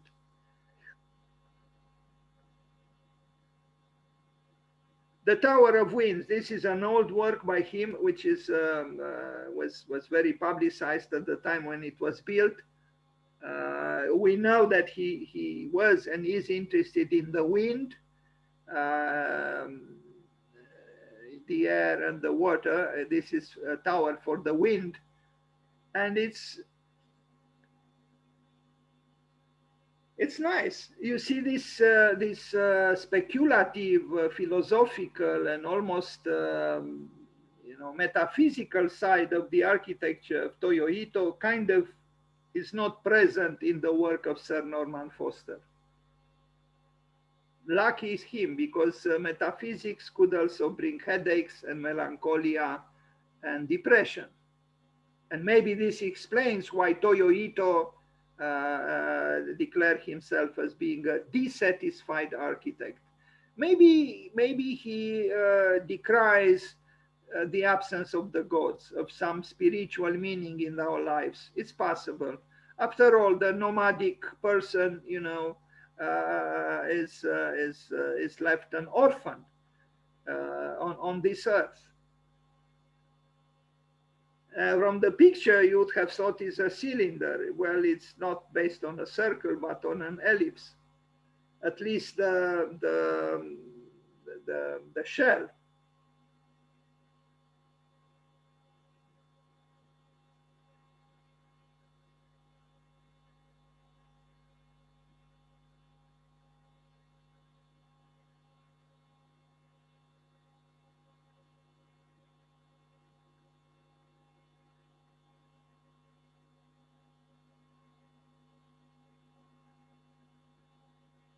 Here he is. Toyo Ito, like other architects, has maybe a little bit of a strange taste for glasses, the frames. But I don't know, a book must be written, or a PhD paper should be written about architects and the eyeglasses, because really it's a problem. Architects have a problem to choose. Not so much Raphael Vignoli. Actually, I don't like the architecture of Raphael Vignoli, but when I saw a picture of him with 3 or 4 eyeglasses suspended from his, a pair was in his hair, one was hanging on his chest, one was on his nose, in front of his eyes. Very interesting. An architect who has 3 or 4 pairs of eyeglasses on him. I wonder why. Because the medical requirements are served just by one, right? Why would you need several? Strange. I'll show you a picture of I have it here actually, of Vignoli. You see that, Toyo Ito, 2013, the Pritzker Prize. This is the man. He doesn't look indeed very happy. Maybe he was very tired because of the flight, from Tokyo to the States or wherever he received that medal. Anyway, but his eyeglasses are the same. Here he is. Well, he is smiling here, of course. And the member of the Pritzker family is giving him the medal. I don't think he cared too much about the money, because with so many buildings he builds, he is doing well.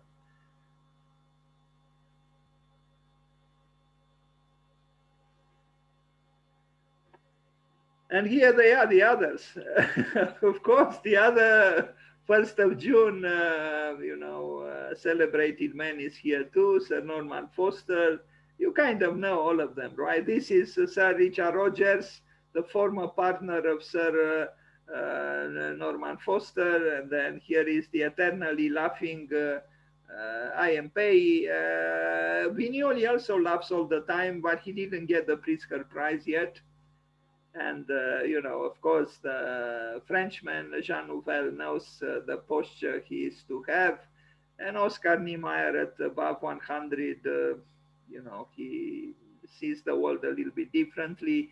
Venturi, Robert Venturi's birthday will show up this month as well. Near him is the mystic of our time, Peter Zumthor. Here is Kazuyo Sejima. Here is the womanizer, Richard Meyer.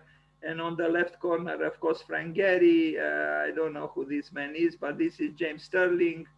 And the only lady besides Kazuyo Sejima is, of course, Zaha Hadid and Herzog and de Moron. And here is Fray Otto, about whom we talked almost the other day. So, the Pritzker Prize. So, the audience, if there are still people here and I don't just talk to myself, please have a good look at this and absorb it, internalize it, and make it as a goal to get it. Not for the in itself. In itself doesn't mean a lot, but some kind of proof that you achieved a certain level of excellence. Yeah. Now, what do you make of the shirt of Toyo Ito? I mean, really, he also built a bench, kind of uncomfortable with what you see here, color spots. There are depressions in the bench, probably creating some discomfort. Maybe he has a sadistic side somewhere.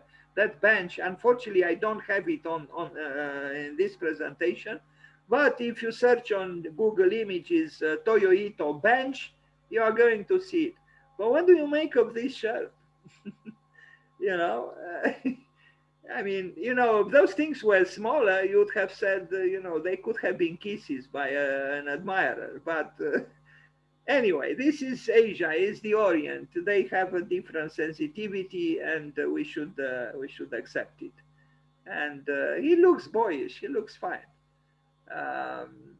Now, in close up, I don't know what that boom means there.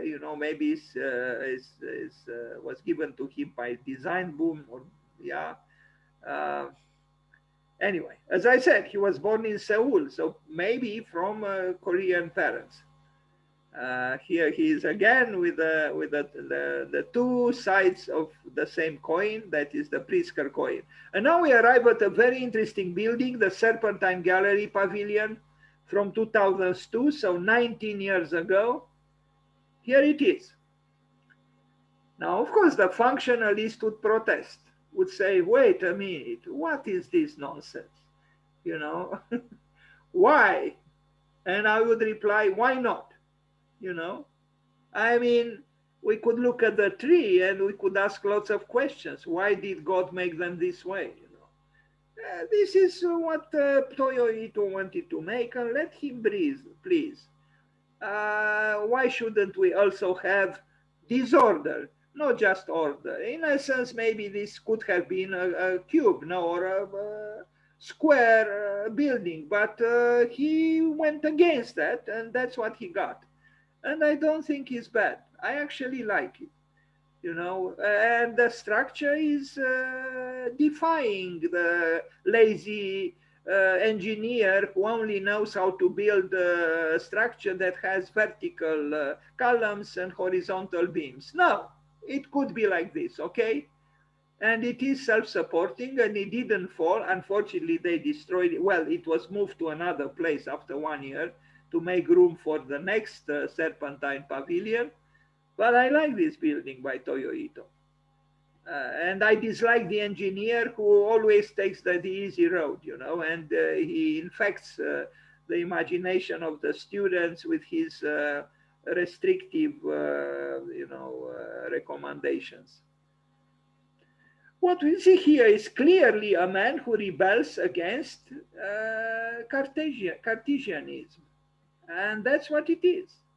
He takes essentially it's a square building and then cuts it into parts. You have these shards of Cartesianism assembled together in this way. It's fine. I like this building. But again, the one who likes always the easy road but the one who always likes the easy road would never be invited to build a Serpentine Pavilion and would never get the Pritzker Prize either. Would just live in mediocrity and that's it. In comfort, but essentially mediocrity. Here is creativity. Okay, you might not like it, but you cannot deny its at least its visual and spatial interest.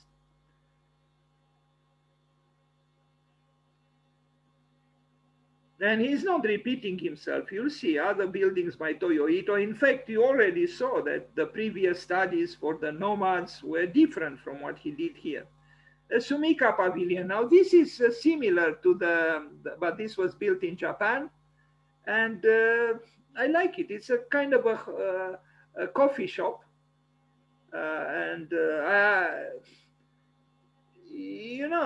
It's an approximation in the abstract language of geometry of nature in a way. This is an abstracted tree in a way. And again, why should structure only be with a grid and vertical poles and horizontal beams? Why? After all, you could say that this building, although it is a contemporary building, has attributes that could connect it with a Gothic structure, no? So, anyway, I personally liked it. And I'm glad he built it.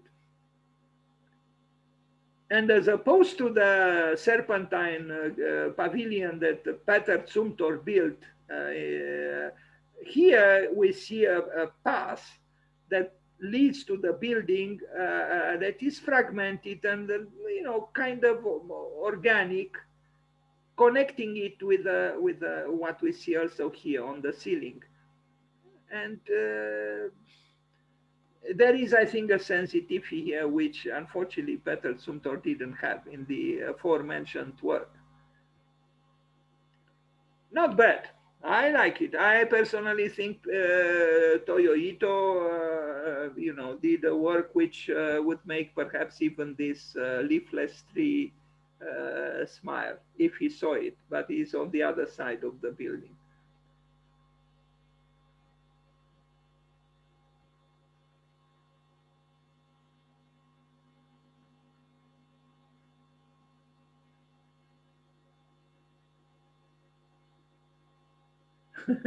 Now I just noticed, courtesy of Tokyo Gas Company. My God, these gas companies are everywhere.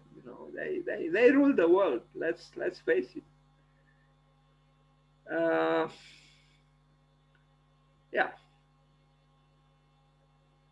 Toyo Ito, Japanese architect, born in Seoul. It's too bad. I don't think I have here pictures of his office, but his office is the very opposite of what you saw in the case of Sir Norman Foster. He works only with a small number of people in very modest circumstances.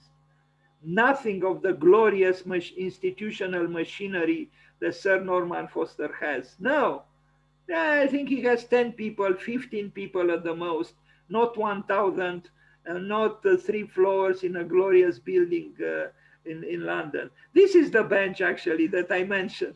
Look at this, it's not flat here, and these things are kind of like those pinkish spots on his shirt, but again, this is not flat. I guess it's okay,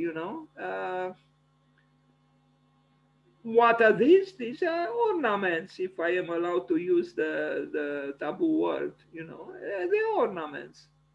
Sorry to the functionalists who think that ornaments should not exist forever and ever and ever and ever. In fact, everything here that is interesting is ornamental, no? I mean, the ceiling, it's structural to an extent, but it's also ornamental. And so are the benches. Look at them here. Why is it that Toyo Ito didn't give up on ornaments, even on his whitish, well, could have been whitish shirt? It's a little bit neurotical, I confess, that the ornament, but it is an ornament. Ornament, ornament, ornament. We should pronounce this word more and more often, maybe together in a chorus, defending the banished ornament. It should come back. Interesting structure, no? Which is ornamental, as you can see here. Bravo to Toyo Ito. I think we should do ornamental structures, really. Sendai Mediatek, this is a very famous work, and you already saw a picture with it, with those hollowed columns. Very interesting work. Yes, he uses a lot of glass, like so many architects today, including Sir Norman Foster, but there are innovations here. And the main innovation is the structure, actually, which is almost a non-structure. And look at these columns, which are actually, you know, in a way, anti-columns, or the opposite of columns, because they are tubes where the periphery is populated by thin columns. So the carcass, the periphery of the column is taking over. Very interesting. And also, you know, they are not really straight. You know, they are a little bit crooked, so to speak. So he has obviously some attraction towards nature, you know, because this is almost an approximation of a giant trunk of a tree, but made of with steel and you know, hollowed. Interesting idea. An interesting idea supported by an interesting structural engineer or a team of structural engineers. But philosophically also is beautiful, you know, because where you expect to have a you know, a dense material, the column, you actually have a hollowed column. So it's, you know, it's just the bark of the tree in a way, and then there is nothing beyond the bark. Very interesting. I feel inspired to think more about this. And these are embroidered columns, so to speak. That's what they are, embroidered columns. A unique work, really. I mean, look at the base. Now, of course, the morose functionalist will say, hey, you are eating up space here. Nothing happens here in the center, okay? You are losing space. We can put in more cars here, sir. Don't do this. Don't do it.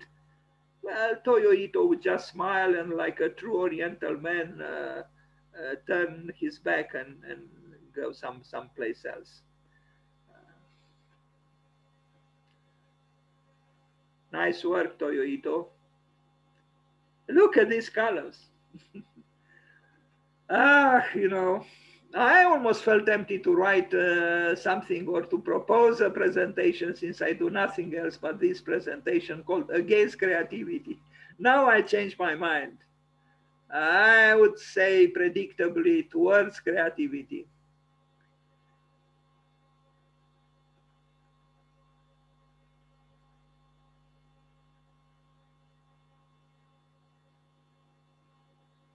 And look at the plan.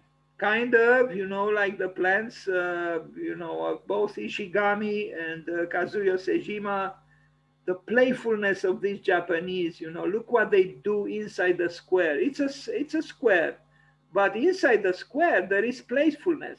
There is the child playing with that grace that comes from Asia.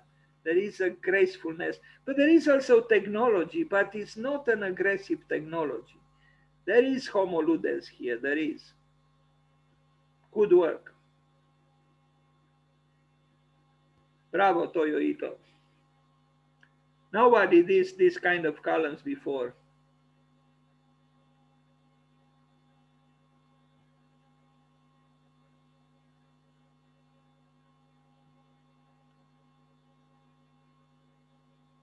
Now, again, the functionalist will say, okay, I might accept this, but go for God's sake straight with the same diameter and don't crook them, don't do this.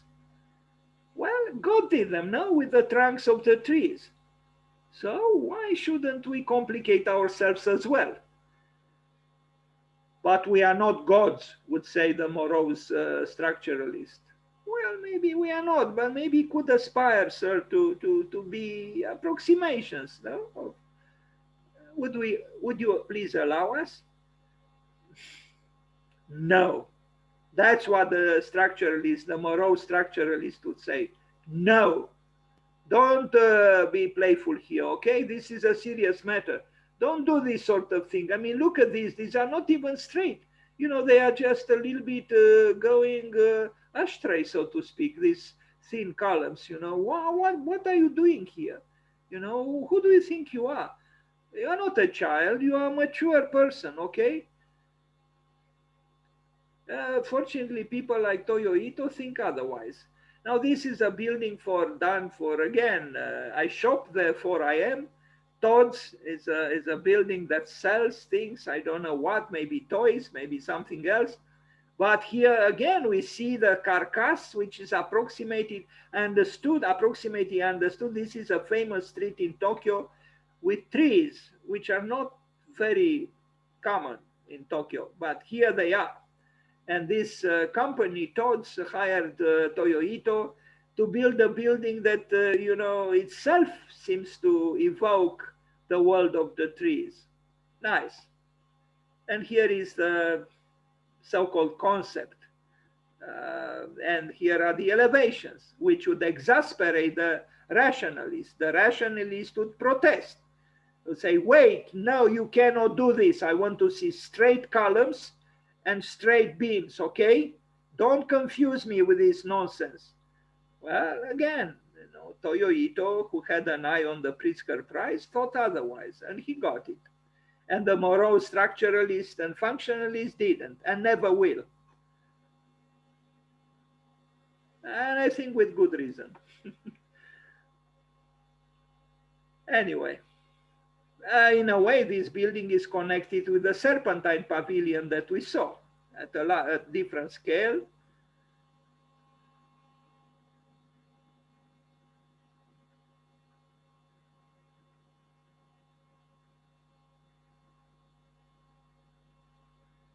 Another building in Tokyo from 2005. I cannot forget his shirt. Now you know why I showed that picture with him with that shirt, white with pink spots.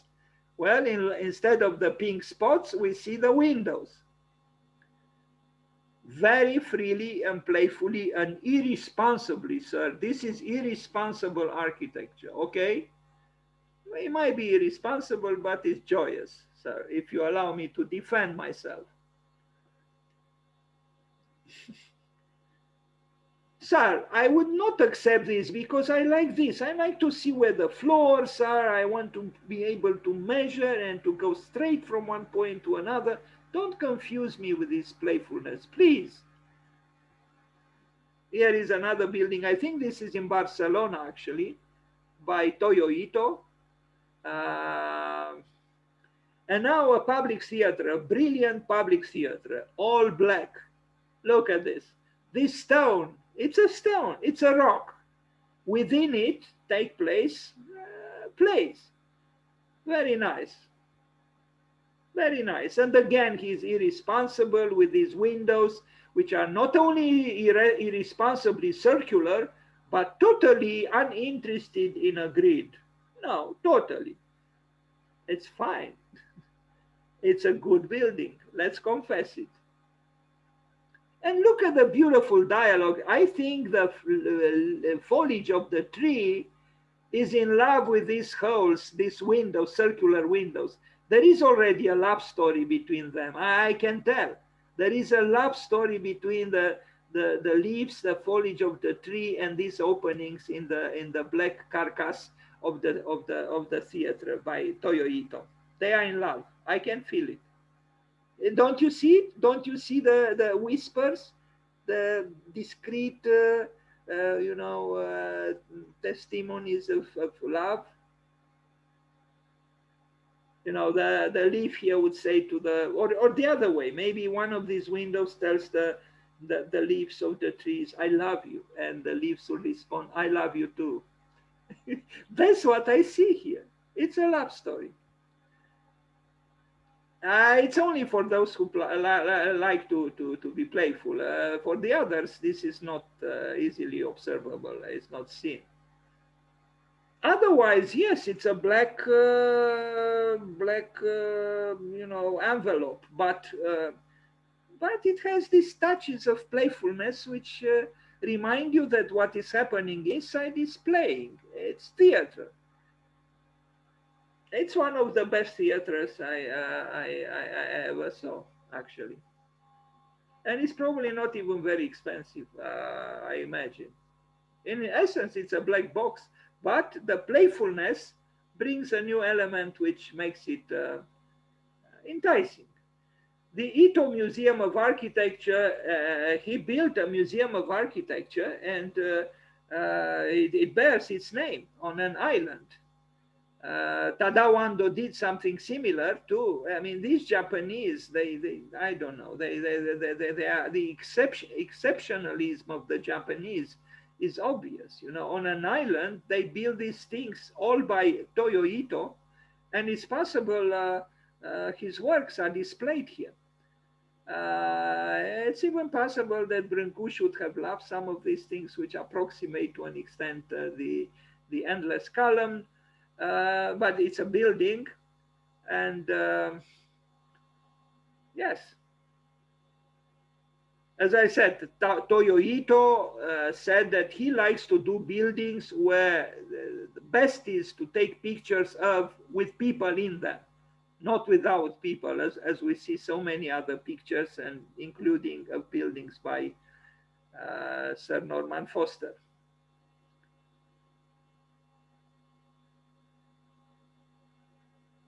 We see the same conjunction between order and disorder. The geometry is there for all to see. The hexagon is clearly defined, but somehow, you know, he is able to distort that geometry and get certain complexities.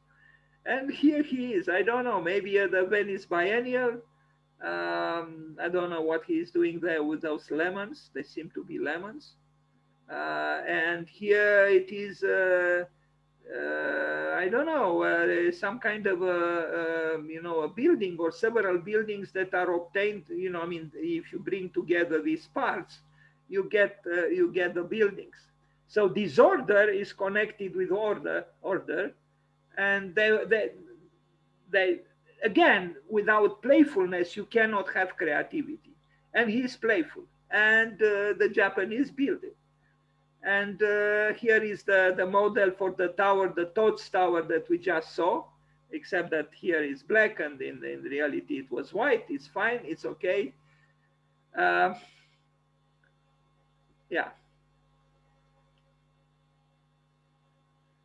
The landscape is magnificent also, you know. I mean, another structure by him, different from the previous ones.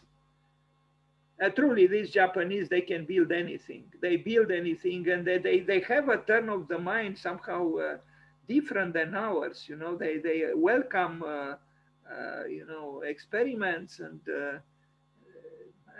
I don't know exactly how they can be so apparently uninterested in stringencies of although I imagine they handle them well as well. You know, they are doing well economically, but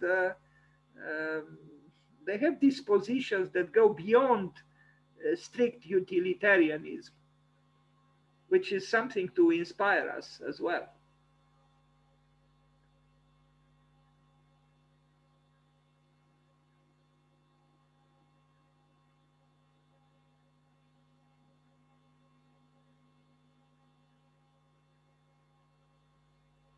I worked for a Japanese man in New York, and his name happened to be also Ito, but his first name was Setsuo Ito, a designer, a hippie actually, who came from Japan. I don't know how he was able to open an architecture office. Well, in interior design office, he was not an architect. He never studied, extremely hardworking, and he got commissions for the big companies, Sony, Hitachi, Toshiba, and so on. I did something there. Unfortunately, I don't know where I placed the photographs. We did showrooms for these giants taking over the world at that time, and they still do actually. So in my essay, I talked about how a human being has two bodies. One is the physical body we use to drink water, wake up, and so on, perform very primitive actions. The other one is what I call the subconscious body, which is our soul. How very true. Architecture today really needs to stimulate and work around both bodies. Actually, my architecture is still focused on that. I feel it can never be one or the other body. There needs to be an harmony between the bodies, and how that harmony is reflected in architecture is one of my biggest focus. Or is yeah. I talk about the physical and the metaphysical, or the psychic. It's the same thing. Indeed, there are two bodies. There are two realities. You cannot be concerned only with the physical. You also have to be concerned with the spiritual, the metaphysical, the psychological one. He talks exactly about this, about the two bodies. Peter Eisenman would talk about the two-ness, TWONESS, the doubleness of not just the human, but also of existence. You have earth and you have sky, or heaven. You have the physical, you have the psychic. He talks about the same thing, the two bodies, the physical and the subconscious. And they are both needed. This is an interesting museum with an interesting theme and very worthy. A museum for the mother and the child. I would rather see such museums than a museum of the air filled with planes. And look at this here. There are just artworks that address this theme, the mother and the child. It's an outdoor. Well, there is, I guess, an art gallery on the perimeter, but the sculptures are all encircled. Very nice, and in a place where maybe you would not expect a museum, but I'm glad it is. There is something to learn from these Japanese, I think. There is. And here he is, inside the museum he built.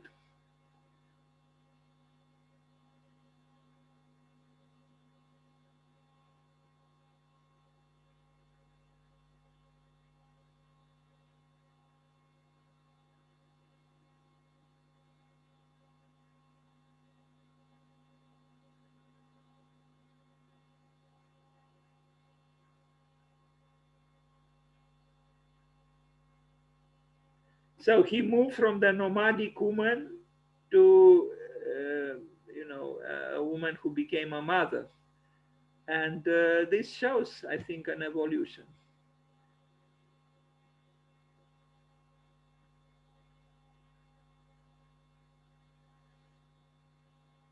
Now, Taiwan Solar Stadium, cantilevered, not bad. Dramatic, I mean, it is for sports, but it is the work of a sculptor here. And it is working as a stadium, but this part of the structure is that the one that makes things special. I mean, architecturally speaking. Again, he's working with a structure which is ornamental. And if you separate ornament from structure, it's not good. And when you eliminate ornament, it's actually tragic.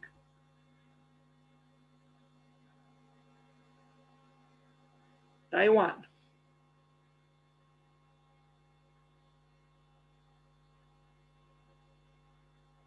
I would say formally he is freer than Sir Norman Foster, although born on the same day.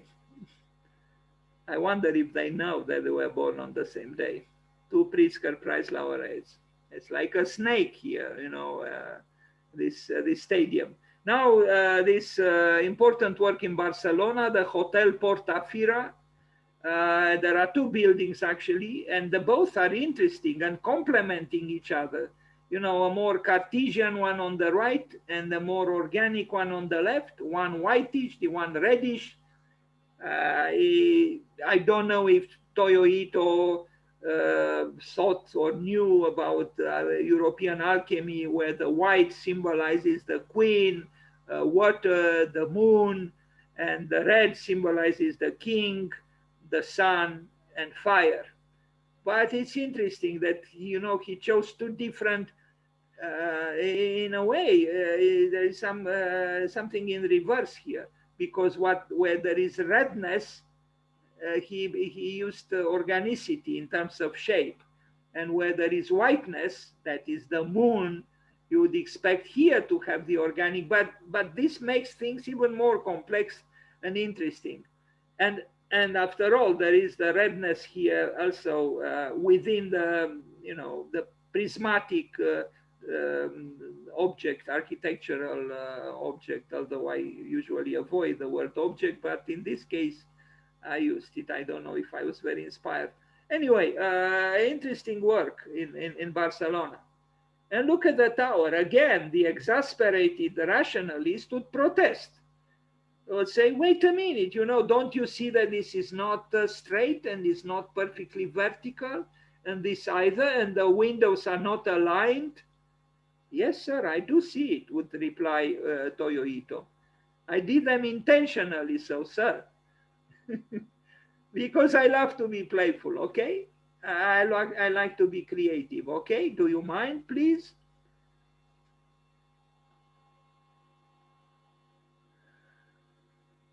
Really, rationalism made life unbearable.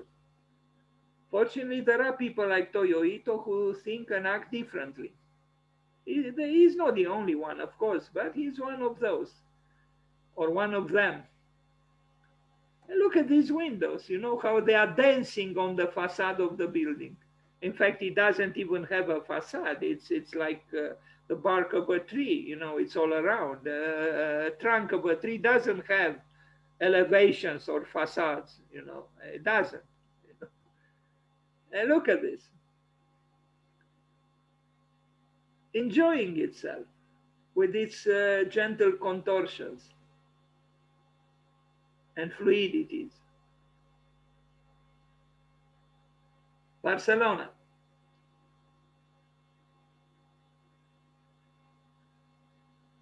This month we'll talk about two important female architects from Barcelona, Carme Pinos and Benedetta Taliabue.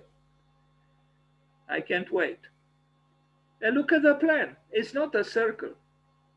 It's not.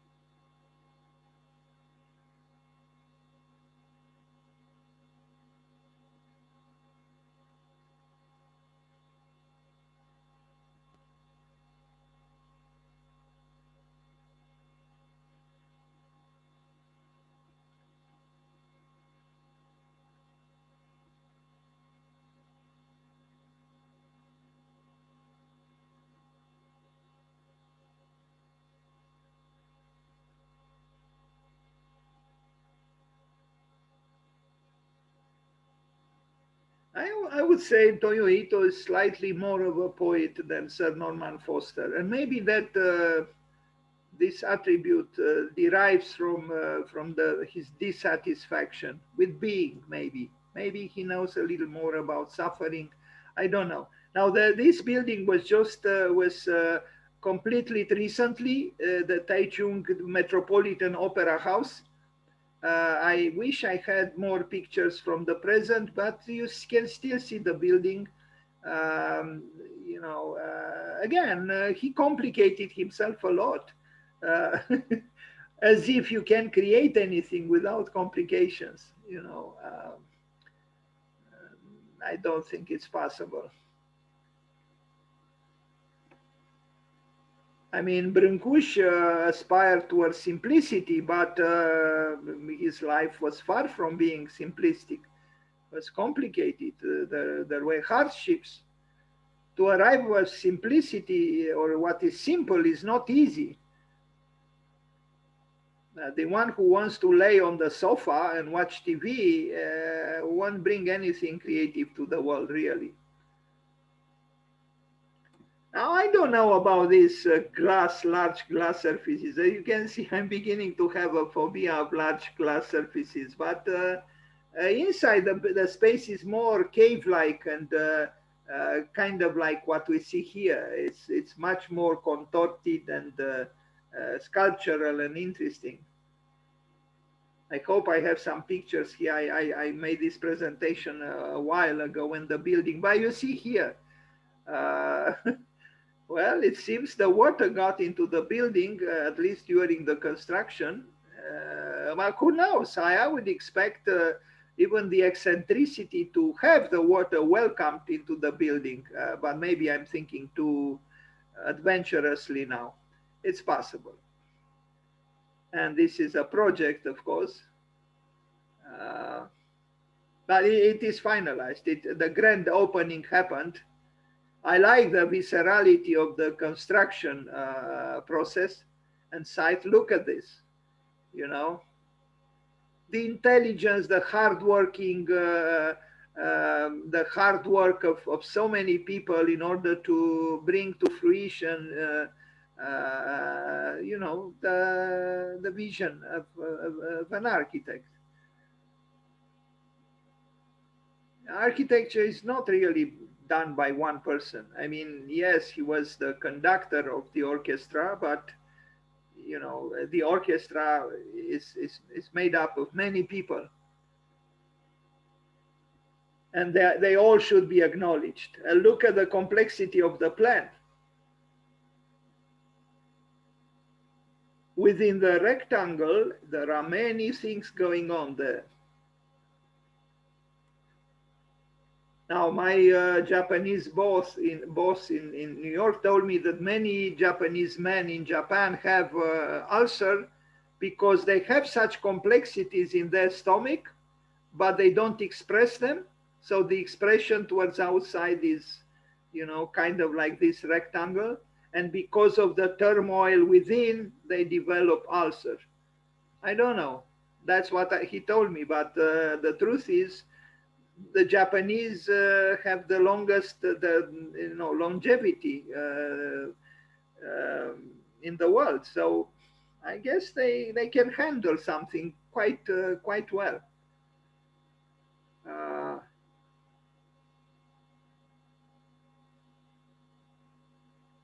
I just read that the last slave in the United States was also the person with the most appreciable longevity in the United States, like 100, almost 130 years. And he was the last slave. I'm not trying to suggest that slavery is good for longevity, but isn't it strange that the last slave in the States was also the person who lived the longest in the United States? Now look at the section through this building.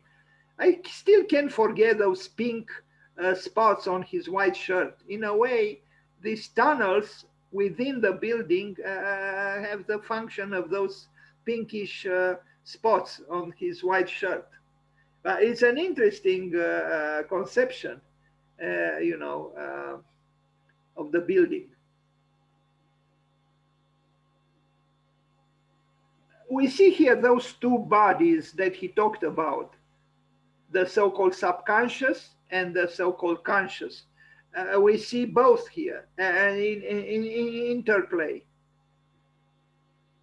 The Snail, unfortunately, this was abandoned and nothing happened. It's in Spain. Too bad, because it was a nice building, the Snail. Look at this. It was abandoned. I think it never functioned, and it began to, be vandalized, and people stole I'm not saying that person necessarily stole from it, but it became a ruin. You see the rusted iron there. and the very interesting building, the Snail, which the Spaniards built, but it was never functioning, and I don't even know if it exists even as a ruin. Now, the museum in Mexico, this is the dedicated to Baroque art. Unfortunately, is a little bit too whitish for, as far as I know, the Baroque art likes its spirit to be not just, I don't think, I mean, it's a white building, maybe excessively white. There is playfulness in terms of forms. There are certain fluidities, but not so much vertically, but horizontally. Somehow it makes me think of the school that Zwihecker built in Berlin, which seen from above is more interesting than seen from the level of the eye. But it still has a certain movement, and it's more gentle than some distortions by Frank Gehry.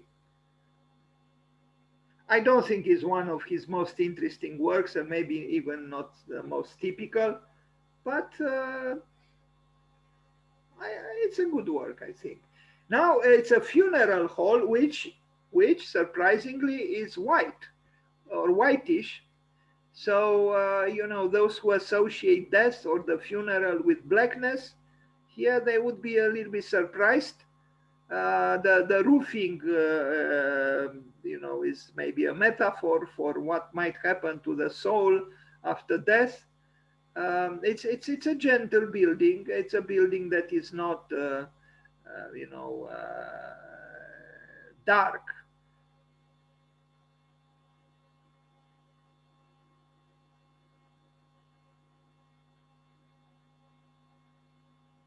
It's a meditation on the finality of life. And I'm sure he suffered a lot when he lost his wife. Uh,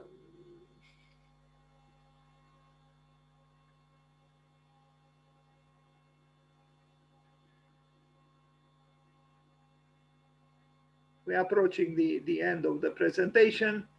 And here again, we see the two worlds, the two bodies that he mentioned. The roof represents one of those bodies, and what is underneath the roof, um, the other body.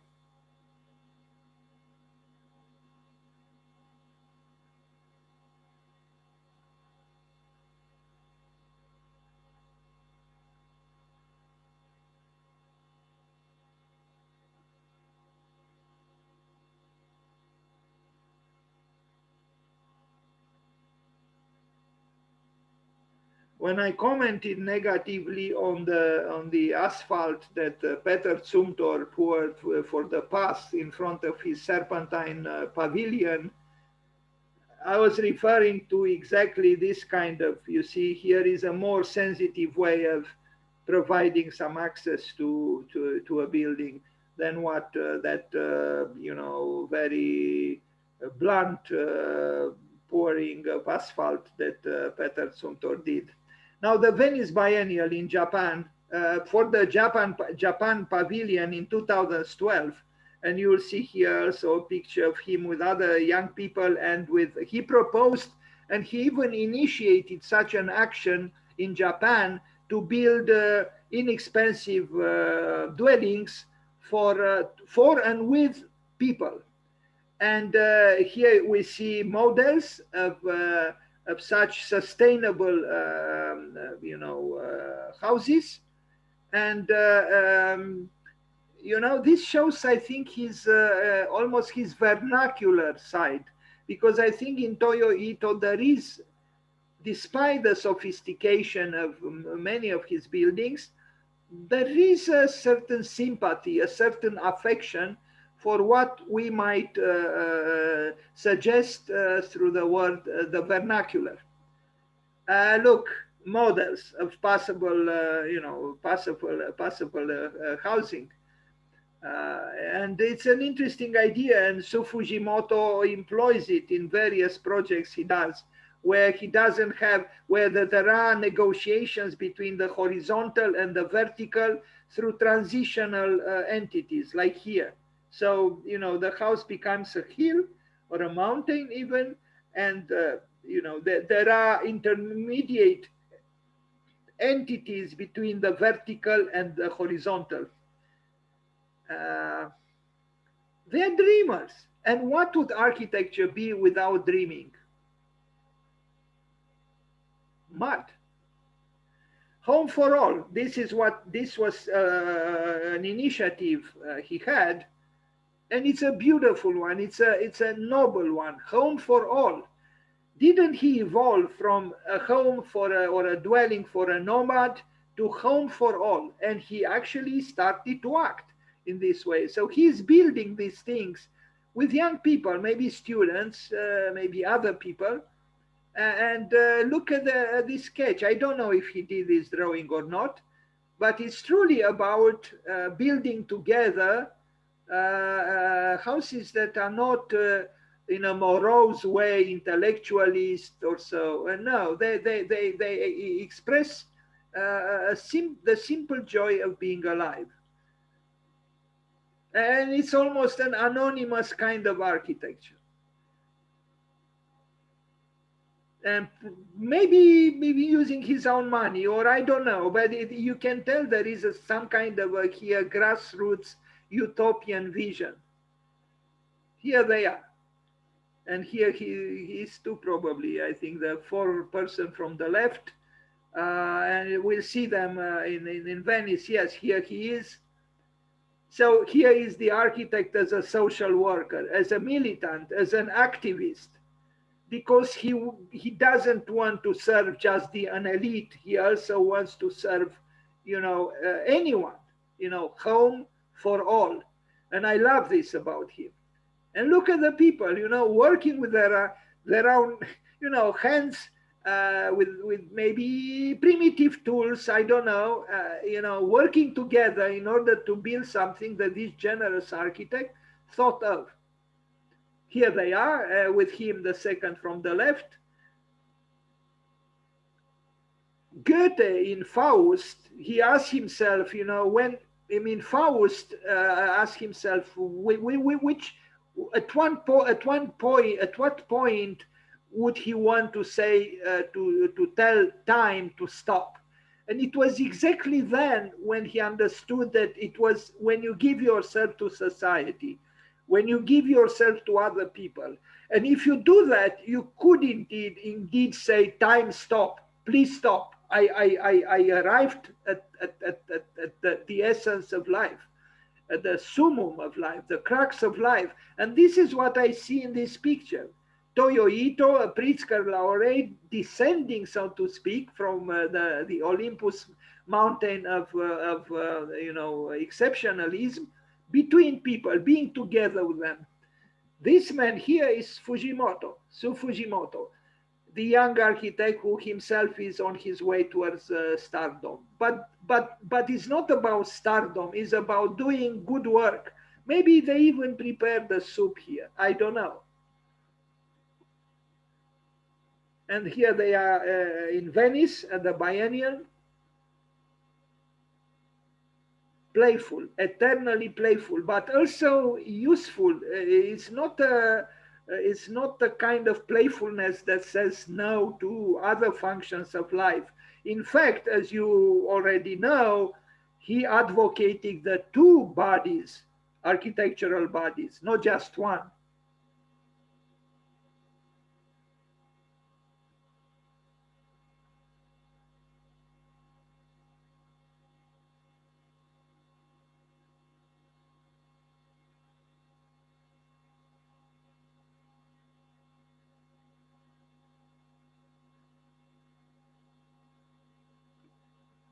This is Fujimoto, Toyo Ito.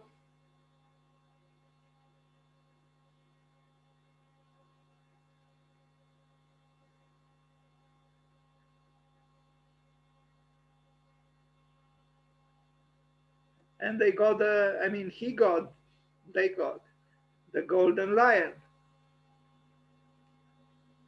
Bravo to them and bravo to him.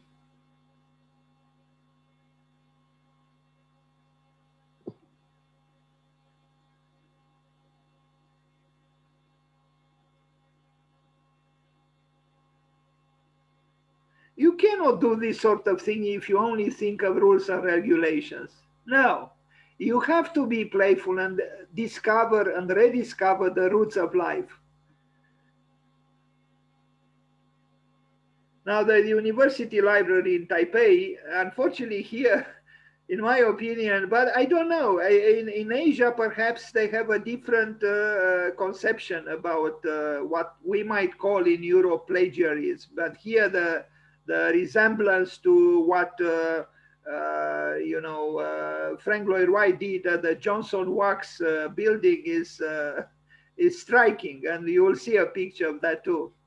Maybe it's architecture's quotation, a quotation which doesn't mean copying, although it appears to be that, but actually an homage. It's possible. For me, I'm still undecided about this. The jury is out, as the saying goes. But the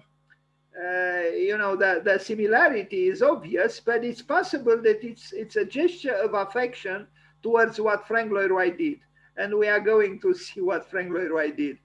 I wonder what Frank Lloyd Wright would have thought of this. So this is the building by Fujimoto, by Toyo Ito, sorry, and you'll see soon the building at Johnson Wax by Frank Lloyd Wright, with mushroom columns, as they are called. But this is, they are slightly distorted, but in essence, it's the same thing. So this is the interior of the library in Taipei by Toyo Ito.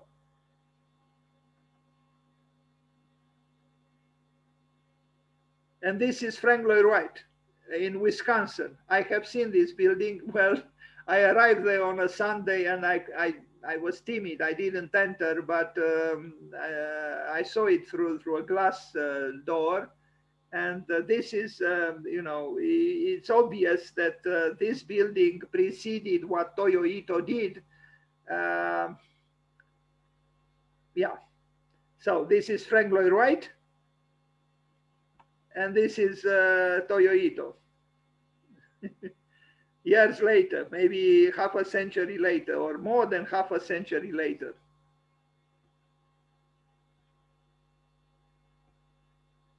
Frank Lloyd Wright. And now I'm not going to talk to you about Kengo Kuma. I had a presentation on Kuma here too, but that is on his birthday. So thank you very much for being here.